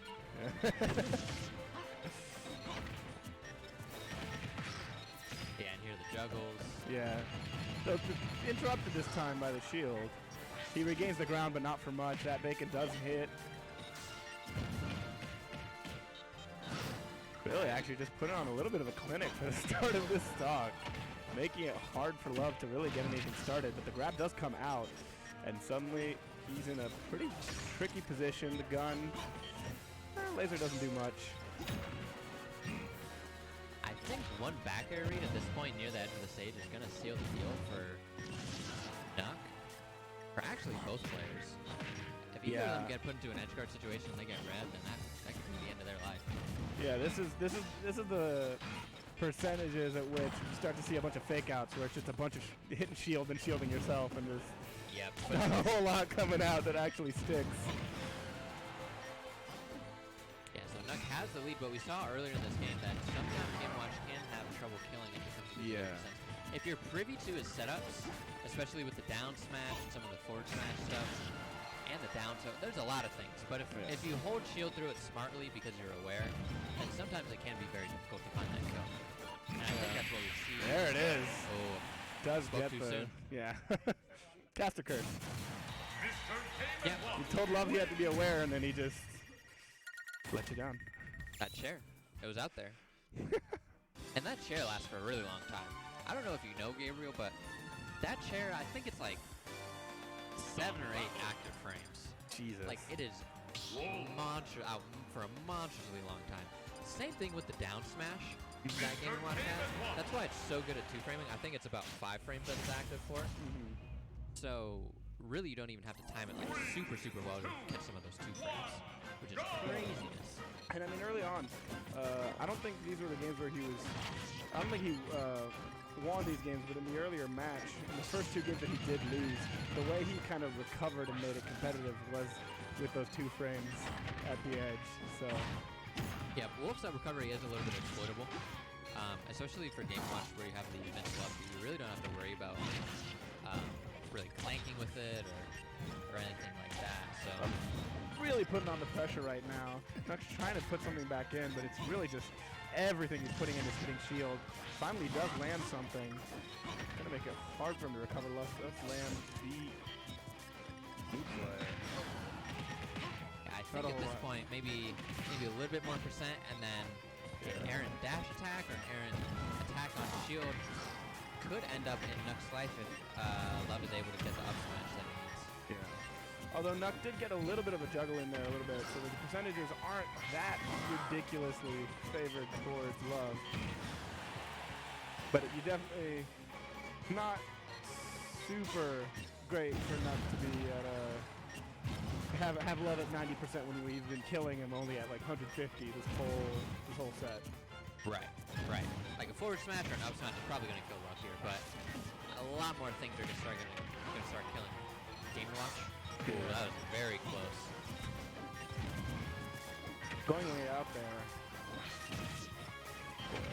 Ooh, I like the idea from Love trying to surprise Nuck with that up B on the stage.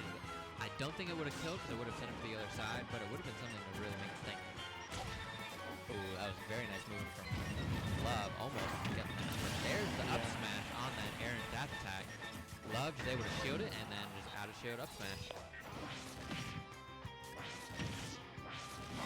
Wow. Oh, wow, okay. Just, all right. Drag down back air. I mean, he didn't get all the hits, so there was no opportunity to attack. And Love was left in a poor So position. back to even, yeah. And I mean, that's pretty good. I mean, from what we've seen from Nuck in this set, he'll take that 100%. I mean, usually Love takes these first stocks and gets out to a little bit of percent lead, and Nuck's playing catch up the whole game, even if he does win. So being even on the second stock, that's pretty good for Nuck. Yeah, yeah. And you're able to play it a certain way as Game & Watch when you're ahead. You can really start using the chef a lot more, which is like a huge tool in neutral. Because if you start getting hit by that chef, then you are taking a lot of damage. A lot. But not being behind, you have to start approaching. And Game & Watch has some approach options that are rather interesting. Ooh, that was good. Almost. What's the big thing? Yeah, Eli just staying patient there. Doesn't want to get caught back. No smash attacks. I think Nuck threw out like 3 or 4 smashes, And waiting for Love to try something. Oh yeah, oh yeah. And they're more or less unpunishable. So He can just do that. yeah, you can just do that. Unless you have like really fast air speed or ground speed, can't really do much. But It really becomes a waiting game for Love, trying to figure out. Love does get a little bit of a lead here, although 150%. That's pretty precarious, even as rough as it's been for Nuck to get killed this game. That's, like I said, yeah, that's commentator's curse. There it is. Yep, that nair dragging down into the down tilt. Rather potent. If Eli was not able to dodge with that nair, that could have been a bunch of damage. But Mark shield there. Eli's been getting a lot of those. Actually, I think a lot of his kills have been from up smash, but he didn't. Mark shield there keeps him on the ground, although punish afterwards. yeah, and that forward smash from Wolf is just really safe, so you really see, Love utilizing it, dashing back and throwing out that forward smash. Relatively unpunishable. That's a great up tilt to cover some of the space as Nuck is falling down. I mean, from this percent disadvantage, for Nuck where he's at, knowing what he needs to win here, what do you think he should be doing here? I'd say trying to get Eli into a position where he can get the bounce smash, or setting up consistent ledge structure like this to really rack up damage. He's doing a good job Something like keeping this that could center be stage. it. If he can keep Love off the level here. Oh man! Wow. That's it. Wow. Okay. That's it. That's the tournament. That's 3-1 for Nuck. That's not the tournament. Not the tournament, right? Coming from losers. Yep, Nuck was actually He in does losers, so reset the bracket. it's gonna be grand final set 2. Yeah. So we were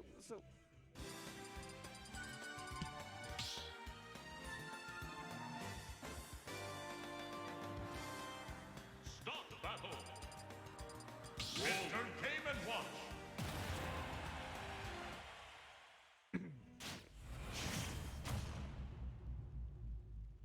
Three, two, So we were having a conversation earlier about the role of mental in these games, in these grand finals. You know, what do you think? You know, that coming in, he did win the 3-2. Love did earlier. Very close though. Definitely not as clean as he wanted when he went out to a 2-0. And now getting here to the grand finals, the bracket is reset, but you've got, you know, brand new 5 games ahead of you, five more chances. What do you think you would do to reset here?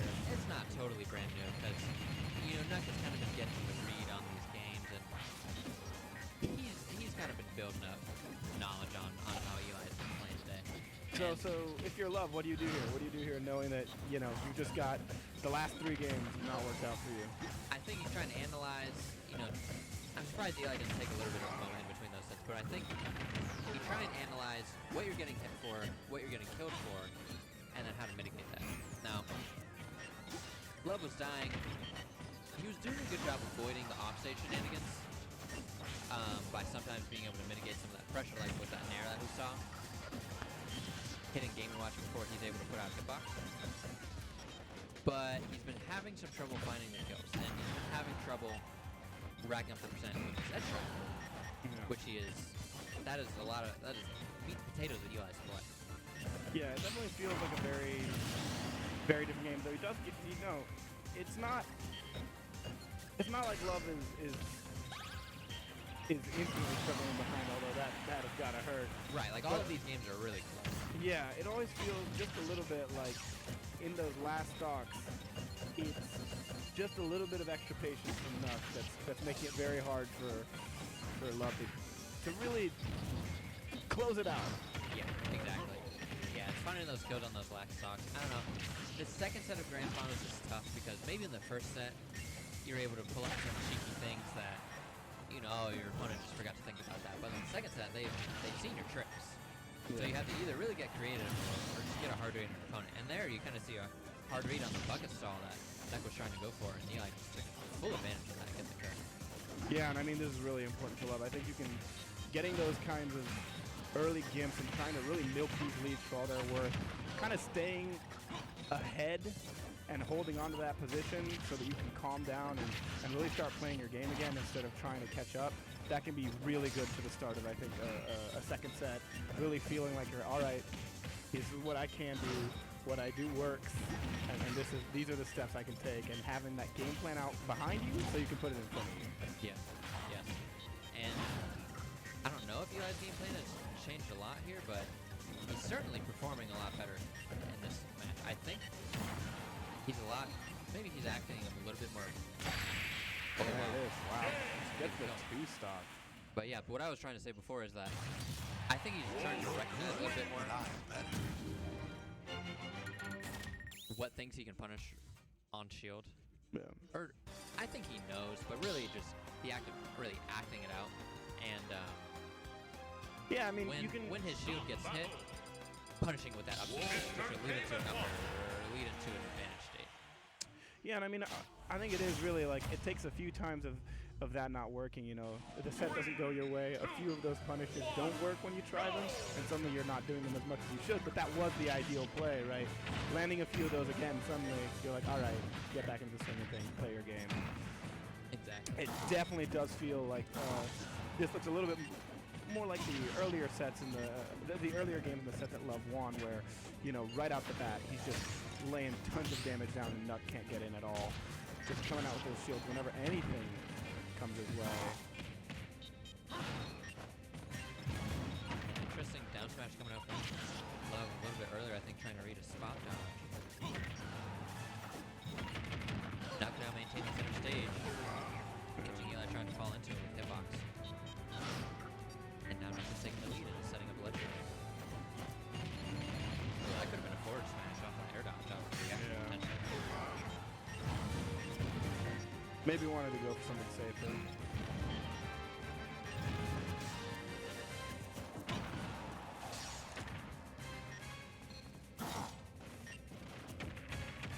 Alright, really good grab there from Eli. Just really simple, trying to rack it. Okay. Okay. We got both players crouching a little bit. Yeah. the fictional audience is on Nuck's side.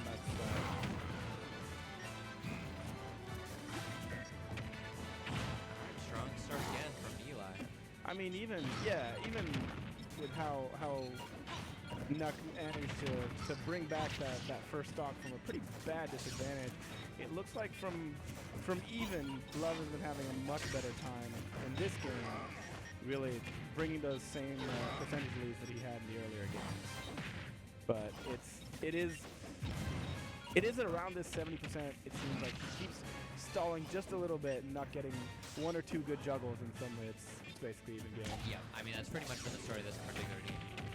First fact is Love has taken the lead, and Nuck has just brought it back because Game & Watch is a slippery one. And Game & Watch lands. Doesn't let him get the stage back, though. If he had landed back on stage on 120%, that would have been obnoxious. Definitely would have been kind of an uncomfortable moment, but... Yeah, I mean, it was a great up air from Love, really just covering the space. And it is disjointed, so I think it was a really smart option. And we see the low percent combos coming out, racking up the percent, 37. Getting some extra credit on this last stock before Eli loses that second round. We see the Nair's coming out, covering the space because it's a huge disjoint.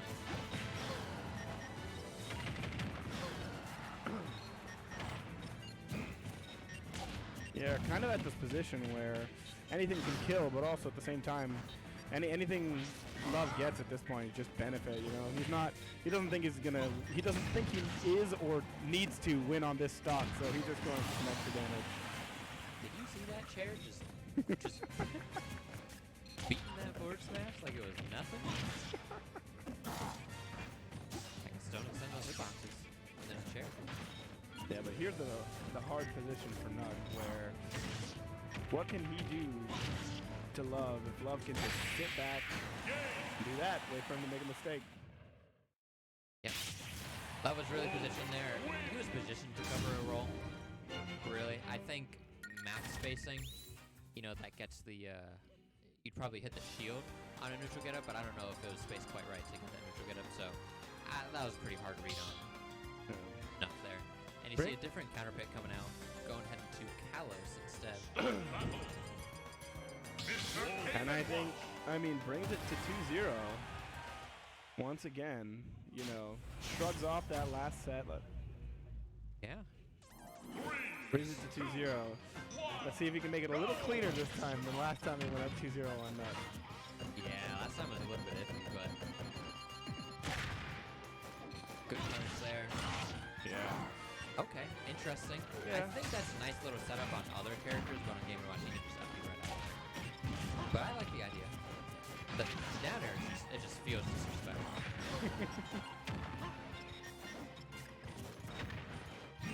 Yeah, it feels like Nuck tried to go a little bit more aggressive at the start of this game and got punished for it instantly. Yeah.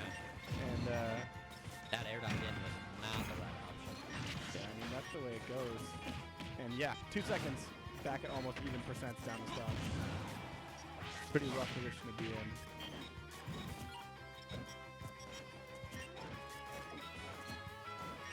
Playing a little bit of footsie, see who's going to take center stage. Looks like Love has it at the moment. That's going to be a hard punish. Just forward tilt, but like still gets him on stage with potential left strike situation. Oh my god. And that's a back air to cover that platform. Yeah, Nuck is taking a second there on the Angel platform. Really just trying to rethink his game. I mean, 2 really quick, like almost like easy to miss losses of stock there. Forward smash is a strong move, and it will delete those stops. But I mean, Eli's been doing a fantastic job of really just applying the pressure and putting Nuck into the situation where he feels like he needs to air dodge or pick an option like that. So, props to him for doing that. Just feels like there's been nothing he can really do in this game.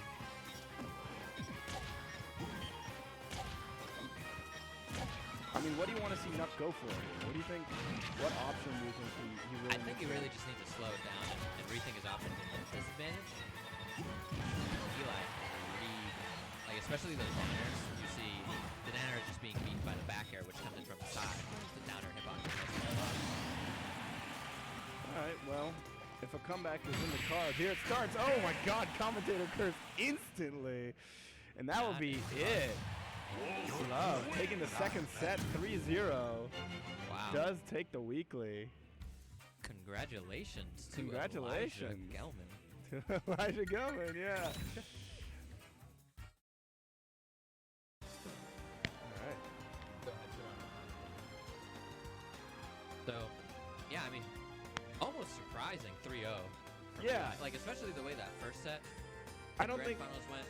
I don't think any single one of those games looked like it was part of the 3-0. Is the thing. Right. Maybe aside Well, from maybe that last yeah, game. maybe that last game. It did the momentum did swing, but you look at game 1, you look at game 2. I mean, you look at the entire last 2 sets, and every single game was nice edge, really. Oh, super, super close. I mean, Yeah. Troy's a fantastic player. And I think Eli just got the better of him today. But Yeah, absolutely. could go either way next time. Yeah. So, exciting matches from both of these players, and it was really well fought out. I think really good tournament overall. We had quite a few upsets.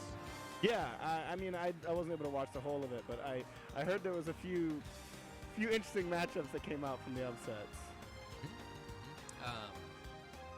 Yeah, so, and we got 30 people coming out this week, just like we did last week. And these are good numbers, especially during the midterm season. So, Yeah, maybe we'll see. I mean, who knows? Getting a lot of people from Evanston Township High School as well, bolstering the yeah, we are. numbers. Might get up there, get some pretty big tournaments out. yeah, we actually have Smash Bash. Shout out to NU Esports for hosting with the Game Room. Smash Bash, this upcoming Saturday, November 2nd, we have the Game Room from 12 to 7. We're going to be hosting a tournament for a first prize of $50 Amazon gift card, second prize, I believe, a $30 Amazon gift card, and then got a third place prize as well, $25 Target gift card. So come on out, pre-reg, check it out in the Discord, check it out on the Facebook. I mean, What are you saying? What is it? all right. So I am going to step out here to let Noah perform the winner's interview with Love here.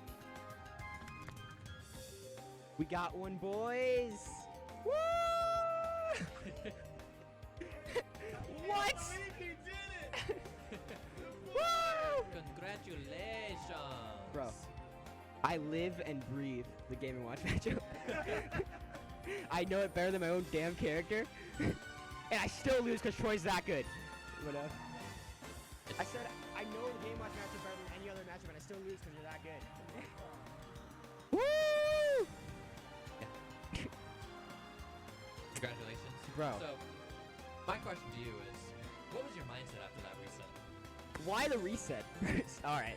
I mean, I have to know, because clearly something changed. Against Game Watch, I actually never really think I'm losing.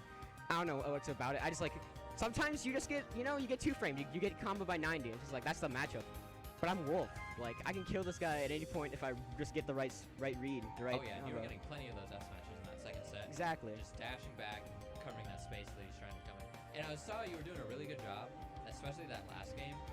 As Troy would be trying to down air, you were just on it with a back air. Back air strong. Oh yeah, it is. That air is too strong. Okay. Oh my god. Ar's just trying to be mean to me because I keep saying Wolf sucks. Wolf doesn't suck, okay? His recovery sucks. Big difference. His recovery is explosive. Yeah, you saw that. I lost game 3 of the or game 4 of the round Grand Finals 1 because I literally couldn't do anything on ledge. Yeah. Oh yeah, he had you stuck over that. Yeah. And I mean he wasn't even utilizing Chef to his greatest ability. Okay, like, now we've seen. I mean, you were doing a pretty good Yeah, job. give me some avoiding it. credit there.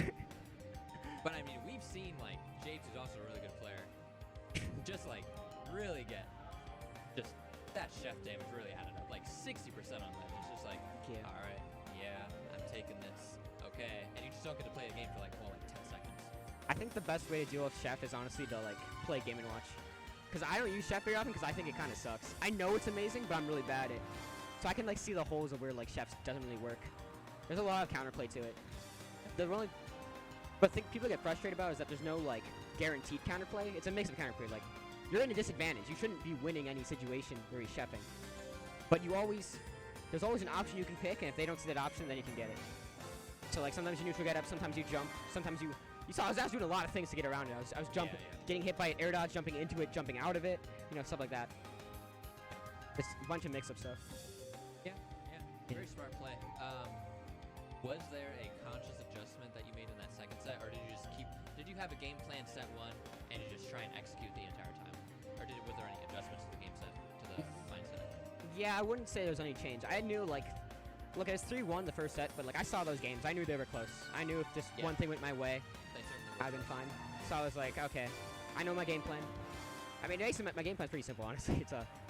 It's play good neutral, solid keep away game. You saw my F tilts, my fairs. And then right when they don't expect it, grab them.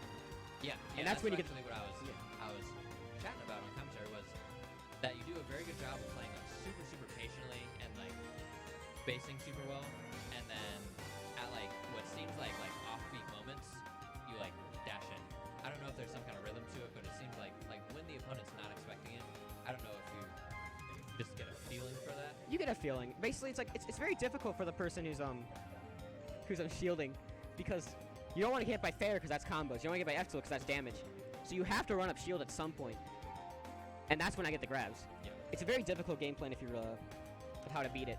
So that's why I do it. Yeah. So, what is this? Bait 100% per se.